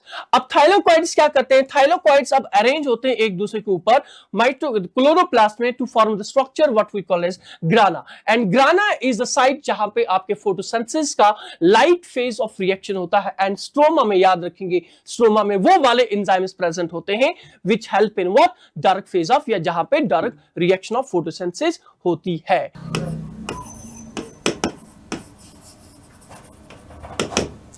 अब हम बात करेंगे बायोजेनेसिस ऑफ दीस प्लास्टिड्स। तो याद रखेंगे एक इमैच्योर प्लास्टिड होता है what we called as proplastid. Proplastid से ल्यूकोप्लास्टिड्स एराइज होते हैं, क्लोरोप्लास्टिड्स एराइज होंगे और क्रोमोप्लास्टिड्स एराइज होंगे।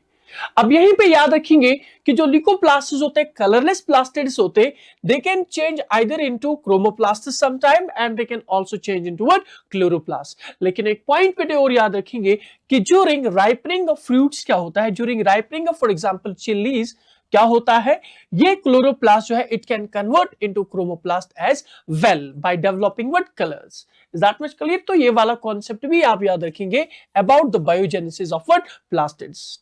अब next are what? Ribosomes. Ribosomes के बारे में याद रखेंगे, ribosomes are ribonucleoproteins, I mean to say they are compose of RNA and proteins. Smallest cell organelles होती है, मेम्ब्रेनलेस सेल ऑर्गेनेल्स होती है। Function is the protein synthesis, and types की बात करेंगे 80s और 70s। 80s are found in the eukaryotes, 70s found in prokaryotes. Got my point? And second आपने याद रखना कि 80s के दो subunits large 60 and small 40, and यहां पे लार्ज 150s एंड 30s। यहां पे ये पॉइंट भी याद रखेंगे 70s are found in chloroplast as well as in what? Mitochondria as well। अब बेटे याद रखेंगे S जो है, S represents Svedberg zones or sedimentation coefficient which gives indirectly the measure of what? Size and density। अब indirectly NCERT क्यों लिखी है? Because S is not additive, it's not an additive property। अगर एडिटिव होता तो हम कहते 60 + 40 = 100, लेकिन 60 + 40 जब इसका सेडिमेंटेशन करते हैं, इसका सेडिमेंटेशन कोएफिशिएंट वेटेड कम्स 80 और 50 + 30 के कम्स इक्वल टू कितना? 70। नाउ नेक्स्ट नेक्स्ट बात करते हैं साइटोस्केलेटन ऑफ सेल की। इसका फंक्शन होता है that it gives mechanical support to the cell, it helps in motility and it maintains what shape of cell. अब बना किसको होता है? इलैबोरेटेड नेटवर्क ऑफ प्रोटीन्स जो साइटोप्लाज्म में प्रेजेंट होता है, और इसके कंपोनेंट्स आपने याद रखने क्या क्या होता है, microtubule, microfilament and intermediate filament. This was about what? This was about cytoskeleton. Now talking about the structure of nucleus. We know that nucleus is the central controlling unit of our cell.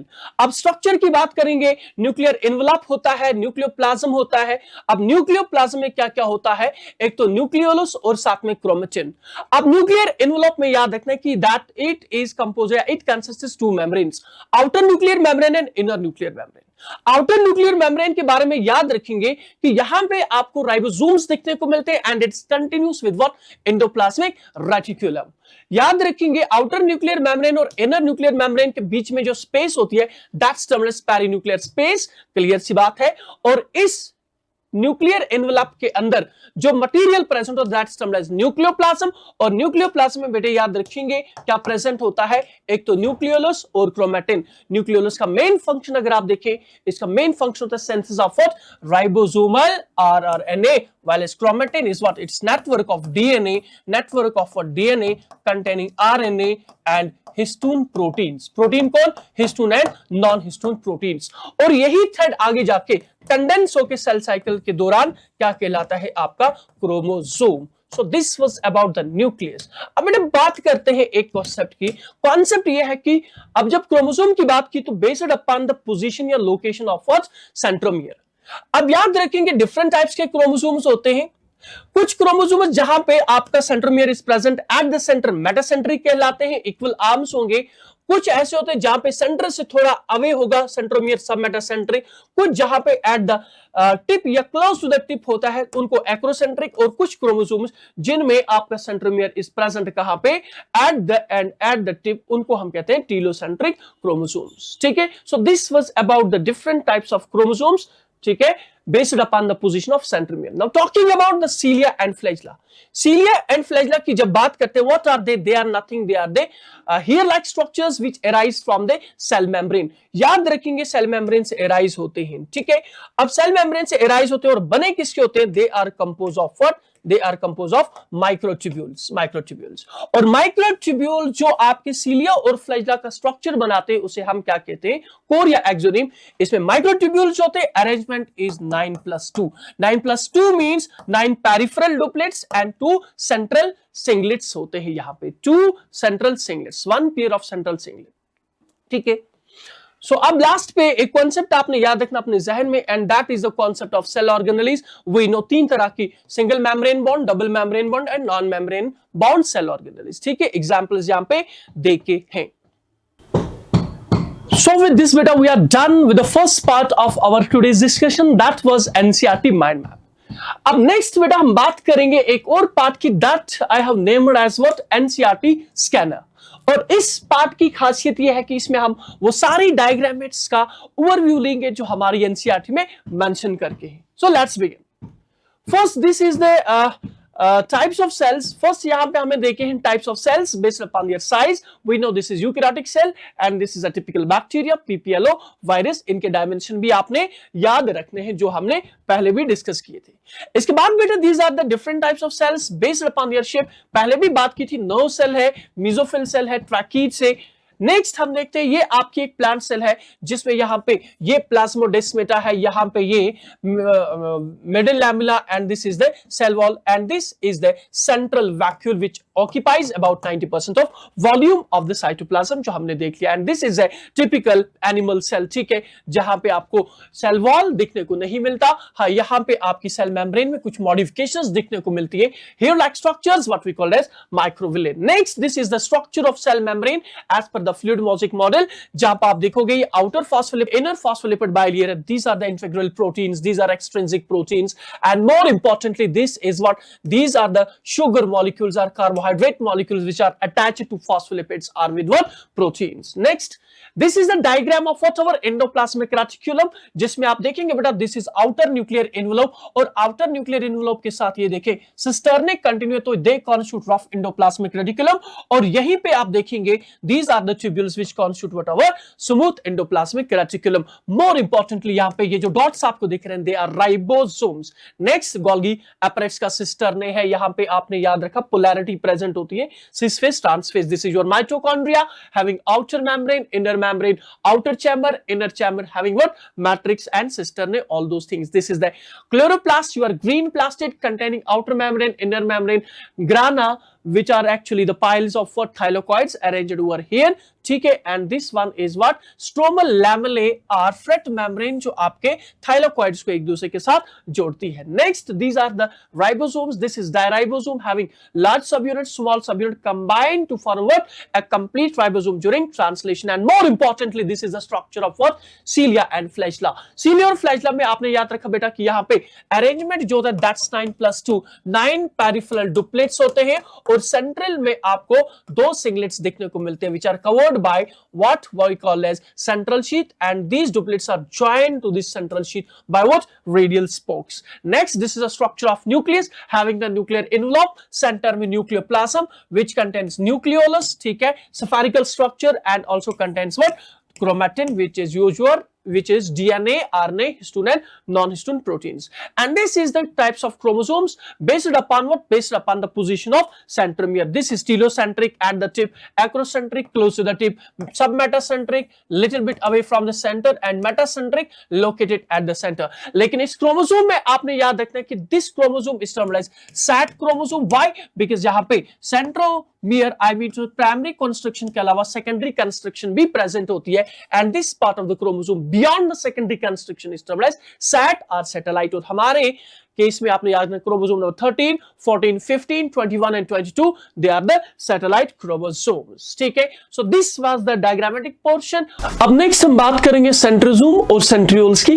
So the first point you have to remember that centrosome are the membraneless cell organelles which are present in only animal cells. They are absent in plant cells. ज्यादा details में नहीं जाएंगे. अब एक point आपने याद रखना कि जब हम सेंट्रोजोम की बात करते हैं यहां पे हमें 2 सिलेंड्रिकल स्ट्रक्चर्स दिखने को मिलते हैं जो बने होते हैं माइक्रोट्यूब्यूल्स के, जिन्हें हम सेंट्रियोल्स कहते हैं. That means in short you have to remember कि सेंट्रोजोम में 2 सेंट्रियोल्स अरेंज होते हैं perpendicular to each other. And importantly you have to remember कि सेंट्रियोल्स के अराउंड आपको दिखने को मिलता है a crystalline substance what we called as centrosphere or kinoplasm. Next you have to remember that these 2 centrioles which constitute our centrosome they are togetherly termed as diplosomes. अब बेटा याद रखने वाली बात है कि सेंट्रोजोम या सेंट्रियोल की अगर हम फंक्शन देखेंगे it helps in cell division. ये सेल डिवीजन में हेल्प करते हैं कैसे?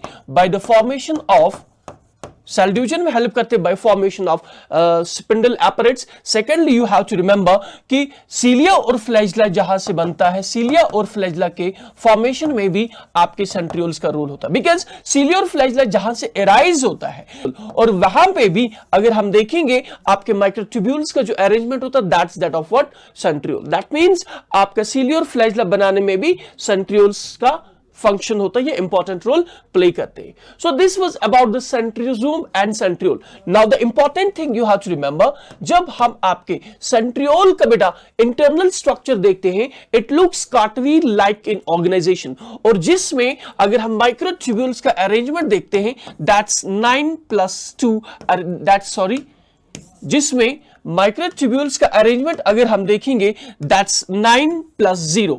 दैट मींस कि आपके सेंट्रियोल में 9 पेरिफेरल ट्रिपलेट्स होते हैं और सेंटर में unlike to that of your cilia and flagella कोई भी वहां पे सिंगलेट्स माइक्रोट्यूब्यूल प्रेजेंट नहीं होता है. For that reason what we write is +0. That means हमारे सेंट्रियोल में आपको 9+0 अरेंजमेंट दिखने को मिलता है किसका? आपके माइक्रोट्यूब्यूल्स का. Is that much clear? So this was about centrosome and centriole. All that much clear?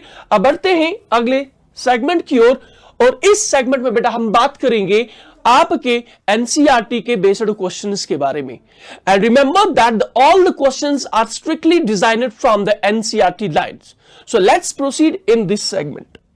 The concept of omnicellular e-cellular regarding cell was first proposed by. We all know बेटा कि cell theory का जो बड़ा drawback था, that was it couldn't explain the origin of new cells. So for that reason what happened, Rudolf Virchow in year 1855 he proposed a theory what we called as cell lineage theory. और इस cell lineage theory का जैसे मैंने introductory part में भी कहा था, एक बड़ा ही important statement था, that was omnicellular e-cellular, which means that new cells arise from pre-existing cells. So the concept omnicellular e-cellular was proposed by Rudolf Virchow. Also remember the date in 1855. So the correct option is going to be the option first. Next question. Read the following statements and find out the incorrect statement.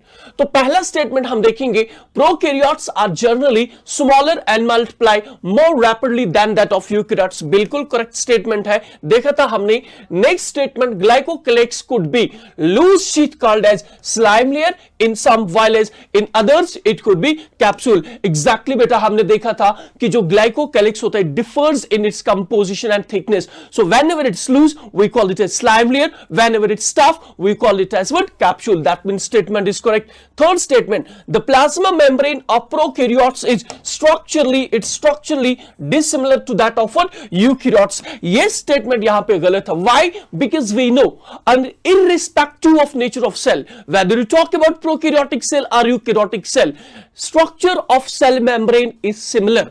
हाँ, दो cell membranes vary करती है in terms of their percentage chemical composition. That means ये वाला statement गलत बना.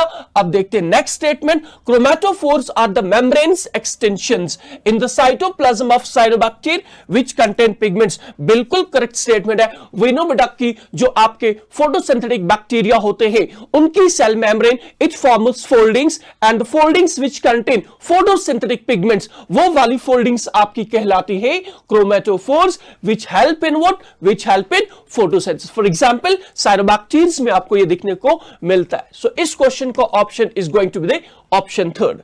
Next question. The correct sequence of layers of the bacterial cell envelope is. देखो हमें पता है कि सेल एनवेलप जो होता है इट्स कंपोज्ड ऑफ 3 लेयर्स. अगर हम आउटसाइड से इनसाइड की ओर जाए, आउटसाइड इट्स ग्लाइकोकैलिक्स, मिडिल में it's what? It's cell wall, and innermost layer is what? Is the cell membrane. These 3 layers jointly represent a single protective unit what we call as cell envelope, and it's a feature of what your prokaryotes. तो हमें sequence देखनी है यहां पे. तो sequence क्या बनेगी? Outside it's glycocalyx, middle में cell wall, and innermost layer is what? Cell membrane. That means option second is going to be correct. Next question. Many ribosomes may associate with a single mRNA to form multiple copies of polypeptides simultaneously. Such strings of ribosomes are termed as. We know बेटा कि जब prokaryotes के case में हम उनके cytoplasm को देखते हैं हमें क्या देखने को मिलता है? वी फाइंड बेटा कि वहां पे 70s जो राइबोसोम्स होते हैं they are arranged in a chain या string fashion, and this structure mRNA having many ribosomes attached to it, which is found in the prokaryotes. This structure is better termed as polysome, or sometimes we also call it as polyribosome. Polyribosome कहे, polysome कहे, sometimes we also call it as ergosome as well. लेकिन यहां पे आपके option में you have to choose the statement first option. Next question. Cell membrane possesses lipids. Cell membrane possesses lipids. बिल्कुल. Possesses protein and carbohydrates. बिल्कुल. जब हम आपकी सेल मेम्ब्रेन की केमिकल कंपोजिशन की बेटा बात करते हैं वहां पे हमें तो एलपीसी ही दिखने को मिलता है mainly. The ratio of proteins and lipids varies considerably in different types of cells. Exactly. हमने बात की थी आपसे कि अगर दो सेल मेम्ब्रेन्स को देखेंगे, although structure is similar but they vary from each other in terms of their chemical percentage composition. That means this line is also correct.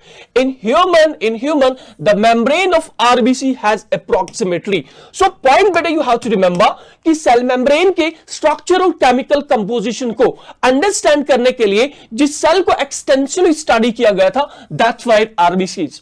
और आरबीसी को एक्सपेरिमेंटल स्टडीज में जब हमने देखा, we came to the conclusion कि यहां पे जब हम देखते हैं आपके प्रोटीन, लिपिड और कार्बोहाइड्रेट का क्या परसेंटेज रहता है, तो हमें पता चला वहां पे बाय केमिकल एनालिसिस की यहां पे प्रोटीन्स होते हैं 52%, लिपिड्स होते हैं आपके 40% एंड कार्बोहाइड्रेट्स बेटा कितने होते हैं 8%। तो वही आपसे क्वेश्चन में पूछा गया है कि आरबीसी की केमिकल कंपोजिशन में व्हाट इज द रेशियो और परसेंटेज ऑफ दिस केमिकल्स। तो remember it's 52% protein, 40% lipid, 40% protein गलत, 40% लिपिड सही एंड 52% प्रोटीन, और याद रखें बेटा एडिशनली 8% कार्बोहाइड्रेट्स भी। That means option third is going to be correct option.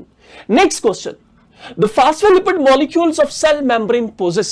देखें बेटा ये इंपॉर्टेंट क्वेश्चन है, आपने जहन में याद रखना है। We know that the phospholipid molecules they are amphipathic molecules. Amphipathic molecules होते हैं। What does amphipathic molecules means?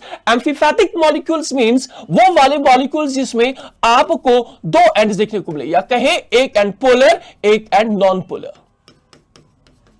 सो जब हम फॉस्फोलिपिड्स की बात करते हैं, फॉस्फोलिपिड्स में जो हेड होता है बेटा, remember that head is polar, head इनका होता है पोलर, और you can call it as hydrophilic. Whereas जो टेल्स होती हैं, इसमें दो टेल्स होती हैं और इन टेल्स में आपके फैटी एसिड्स प्रेजेंट होते हैं, और फैटी एसिड हमको बेटा पता है फैटी एसिड्स न्यूट्रल होते हैं। दैट मींस हमारे फॉस्फोलिपिड में एक तो पोलर हेड और दो दिखने को मिलती हैं हमें नॉन पोलर, और I call them as hydrophobic tails, hydrophobic tails. अब इन टेल्स में एक और एडिशनली पॉइंट आपको याद रखना है जो अक्सर आप लोग स्किप करते हो, that one of the fatty acid is unsaturated fatty acid, जिसकी वजह से फॉस्फोलिपिड मॉलिक्यूल में बड़ा फ्लूइडिटी आती है। So the right option is going to be one polar head, बिल्कुल सही, one polar head and one polar tail, this is not true, one non polar head गलत, one polar head and two non polar tails, that means option third is going to be the correct. Next question, materials to be packaged in the form of vesicles from dash dash fuse with the dash dash of the Golgi apparatus and move towards the dash dash, choose the correct terms from the blanks।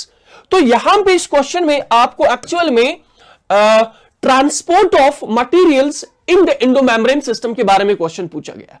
वही all बेटा कि जब endoplasmic reticulum से इसके proteins या इसके material synthesise होते हैं, they enter into Golgi complex. Golgi body किसके लिए? मॉडिफिकेशन के लिए, पैकेजिंग के लिए एंड सिक्रीशन के लिए। अब गोल्गी कॉम्प्लेक्स में चूंकि हमें पता है बेटा कि यहां पे पोलैरिटी होती है, तो सबसे पहले यहां के वेसिकल्स जो है, the spherical structures which contain the materials from ER, they will enter into Golgi through cis phase, और जिसे हम बेटा फॉर्मिंग फेज भी कहते हैं, और finally they are released from the Golgi body from trans face और we call it as a maturing face. तो चलिए जो ऑप्शन में क्या आएगा, पहले ब्लैंक में एंडोप्लाज्मिक रेटिकुलम, दूसरे ब्लैंक में आएगा सिस phase, cis are forming phase and move towards the trans phase or maturing phase। all that much clear? तो सही ऑप्शन जो बनेगा फर्स्ट में ER, सेकंड में आपका cis phase या फॉर्मिक फेज, एंड थर्ड में आएगा ट्रांस फेज, फॉर्मिक फेज नहीं trans phase. That means option 4 is the correct response. Next question, A cell makes proteins that are secreted from the cell। That means बेटा यहां पे बात हो रही है उन प्रोटीन्स की which are used outside the cell, और वो वाले प्रोटीन्स हमारे कहलाते हैं secretory proteins। Which of the following might be the part of the protein within the cell? देखें, सबसे पहले आपकी सेल को क्या करना होगा, प्रोटीन को बेटा सिंथेसाइज करना होगा। So that's a function of endoplasmic reticulum। अब एंडोप्लाज्मिक रेटिकुलम से वेसिकल बेटा सिक्रीट होगा विच विल कंटेन प्रोटीन्स। अब इस प्रोटीन का मॉडिफिकेशन होगा आपकी गोल्गी बॉडी में, और गोल्गी बॉडी से फाइनली क्या रिलीज होगा, एक mature vesicle which will contain the modified protein, और ये वाला प्रोटीन बेटा फाइनली सेल मेम्ब्रेन के साथ फ्यूज होगा, and it will be secreted out. Is that much clear? It will be secreted out. So protein is secreted out. So what is the correct way? What is the correct pathway? ER, then Golgi body, then plasma membrane के through ये secrete out होता है। So rough endoplasmic reticulum, then Golgi body and plasma membrane। Exactly, that means option second is going to be the correct response. Each centriole has cotwheel organization. वही no बेटा कि जब हम आपके centriole का structural organisation देखते हैं, structure देखते हैं, वहां पे हमें कॉटवील लाइक ऑर्गेनाइजेशन दिखने को मिलता है, alike to that of cilia and flagella. So यहां पे आपने याद रखा कि having walls of 9 peripheral fibrils. Actually fibrils किसके बने होते हैं? आपके माइक्रोट्यूब्यूल्स के. कैन बी रिप्रेजेंटेड विद, तो याद रखेंगे हमारे सेंट्रियोल में जो अभी मैंने आपसे कहा, इसमें माइक्रोट्यूब्यूल्स का ऑर्गेनाइजेशन जो होता है दैट्स 9+2. और ये 9 क्या होते हैं? 9 आर पेरिफेरल ट्रिपलेट्स बेटा. और सेंटर में कोई भी आपका माइक्रोट्यूब्यूल नहीं देखने को मिलता, unlike to that of cilia and flagella जहां पे 2 सिंगलेट्स देखने को मिलते हैं. इंस्टेड ऑफ दैट आपके सेंट्रियोल में सेंटर में प्रोटीनिशियस हब प्रेजेंट होता है. That means 9 peripheral triplets and no central singlet.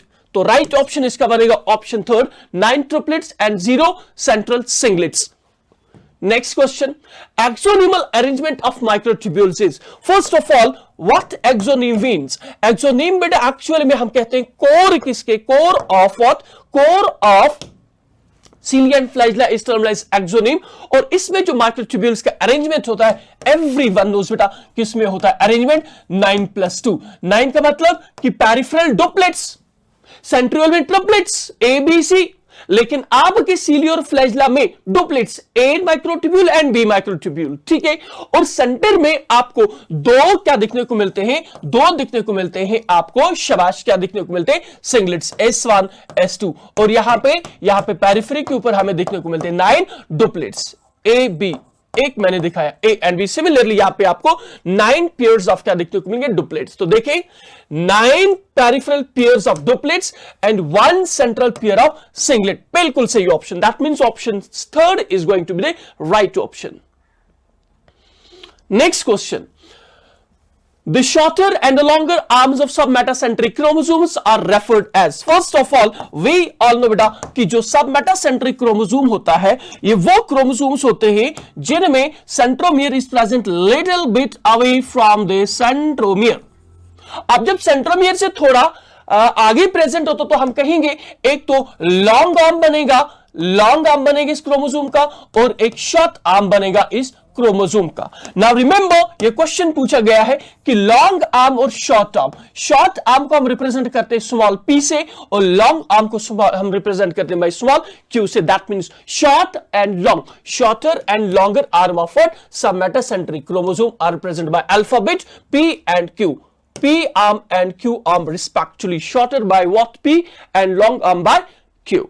Next question, identify the type of chromosome with respect to the centromere position. We know बेटा कि based upon centromere position हमारे पास usually different types के chromosomes होते हैं. यहाँ पे diagram में क्या देखे हैं? A, B and C. अगर हम C की बात करें तो यहाँ पे हमारा जो centromere is present in the middle तो बनेगा मेटासेंट्रिक. यहां पे थोड़ा सा सेंटर से ऊपर है तो कहेंगे सब मेटासेंट्रिक. एंड यहां पे it's close to what? Close to the end, not at the tip, close to the end, तो इसे हम कहते हैं acrocentric. That means A is going to be acrocentric, exactly. B is going to be submetacentric and C is going to be metacentric. Option second is the right option. Next question, statement based question बेटा ऐसे question अक्सर आपके exam में पूछे जाते हैं. First statement, bacteria can be classified into two groups gram positive and gram negative based on the difference in the cell envelope only. Look guys, we know जब हम स्टैंडिंग करते हैं बैक्टीरिया की based upon the nature of their cell envelope, there are some bacteria who retain the stain, और वो वाले bacteria आपके कहलाते हैं gram positive, while is some bacteria after staining when we wash them they lose a stain, और वो वाले bacteria आपके कहलाते हैं gram negative bacteria based upon what? Staining property. That means ये स्टेटमेंट बिल्कुल सही है। Statement second, the plasma membrane is selectively permeable in nature. बिल्कुल बेटा, सेल वॉल की अगर बात करें, cell wall is what semi-permeable. Why? Due to the presence of pores in the cell wall. Unlike to that बेटा, हमारी cell membrane जो होती है, it is selectively permeable in nature. That means right option is going to be what? Statement first true, statement second true. That means both statement first and statement second are true. Next question. What do A, B and C represent in the given figure of a chromosome? सबसे पहले you should understand कि ये क्या दिया गया यहां पे। So अगर हम इस डायग्राम को देखें, it's a metaphysic chromosome। लेकिन मेटाफिजिक क्रोमोसोम में बेटा कौन सा? वो वाला जिसमें आपको सेकेंडरी कंस्ट्रक्शन दिखने को मिली। And we know secondary construction आपके किन क्रोमोसोम्स में बेटा प्रेजेंट होती है? It's present in the sat chromosomes. और अगर हम सैटेलाइट क्रोमोसोम्स की बात करें, it is 13, 14, 15, 21 and 22।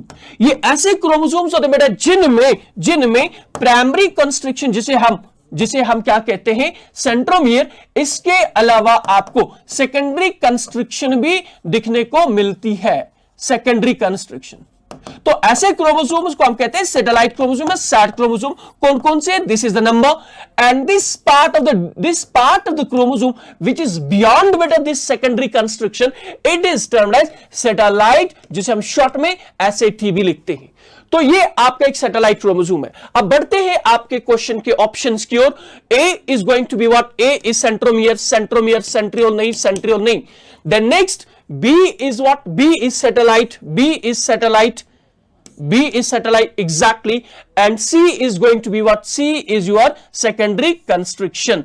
That means इस क्वेश्चन का right response that's option third. C is not primary constriction. Primary constriction का मतलब होता है centromere। ध्यान में रखना इस कॉन्सेप्ट को। Next, statement which are true about the Theodor Schwann. अब शिवम साहब के बारे में आपको कुछ स्टेटमेंट दिए गए हैं and you have to pick what correct statements. First statement, a German zoologist who proposed that body of animals and plants are made up of cells and products of cells. That means इस statement में cell hypothesis की बेटा बात हो रही है, लेकिन एक गड़बड़ यहां पे जो है वो ये कि शुआन जो थे, he was a British zoologist, not what? German botanist. That means ये statement यहीं पे गलत हो गया।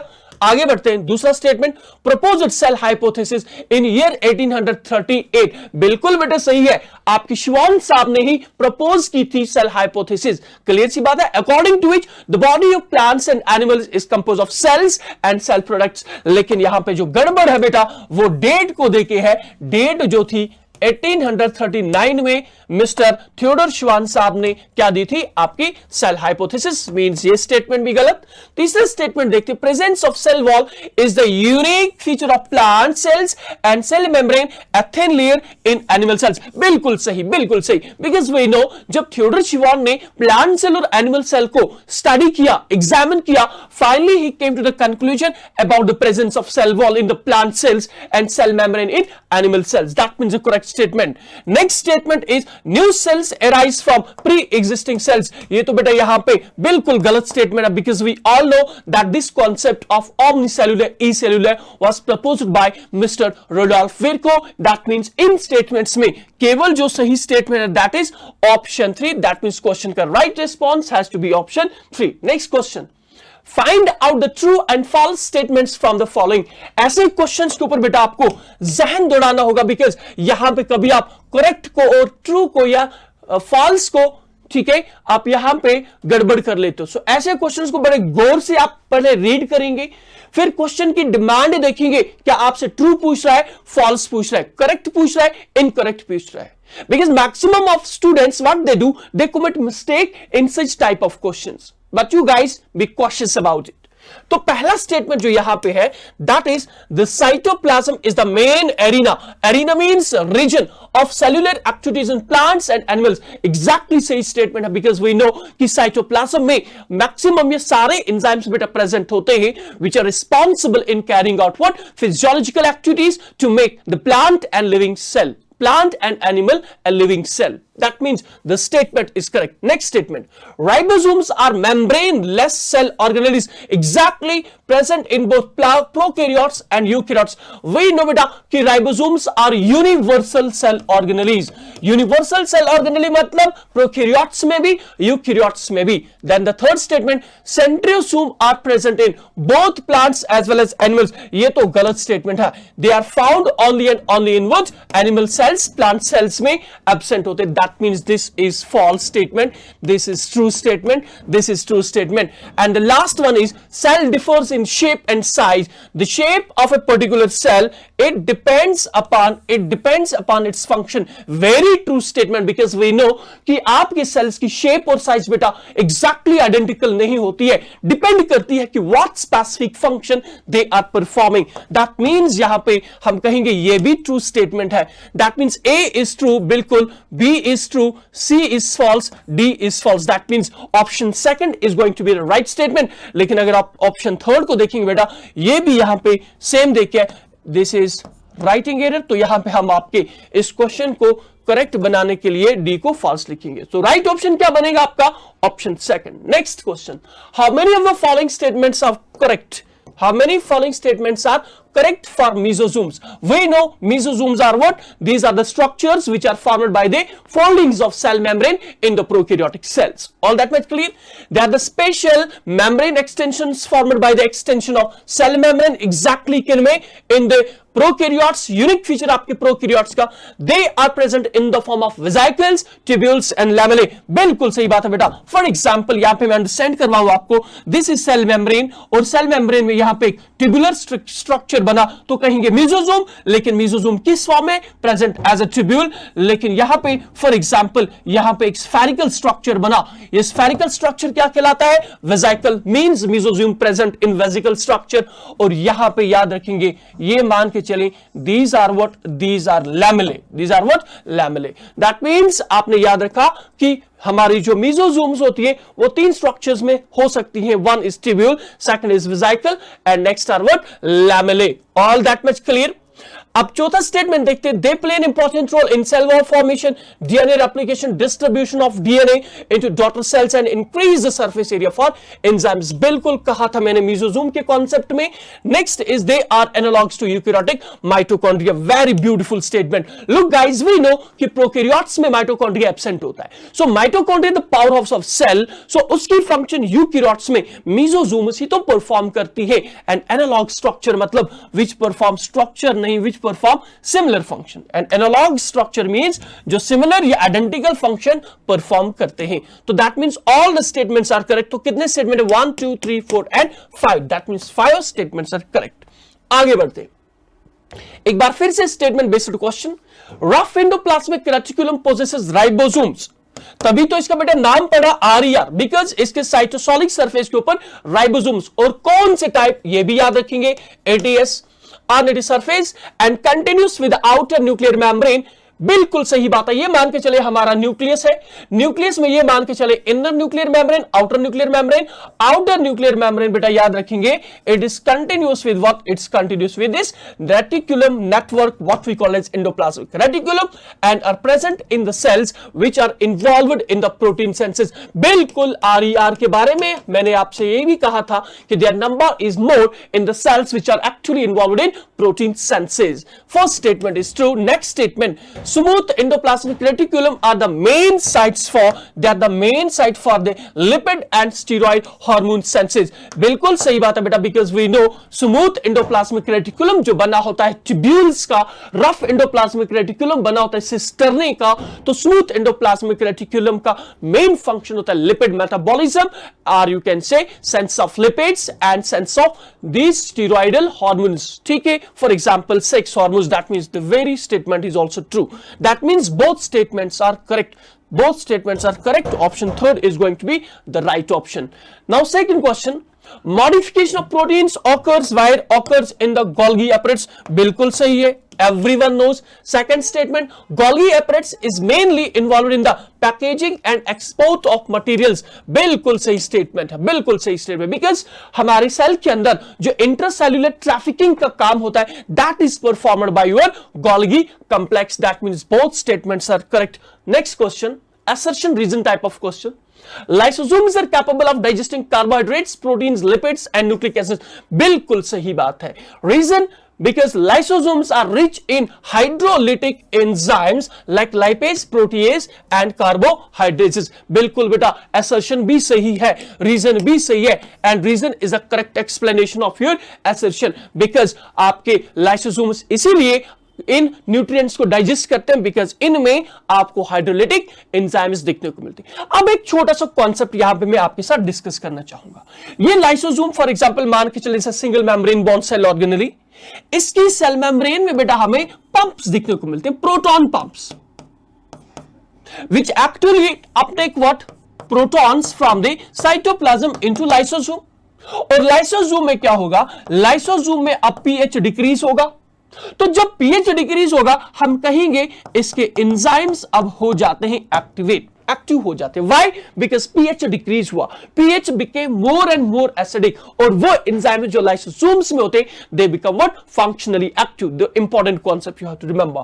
दैट मींस इस वाले क्वेश्चन में हम कहेंगे both A and R are correct, and R is the correct explanation of assertion. Option first is going to be the right response. Next, select the incorrect option about the lysosomes.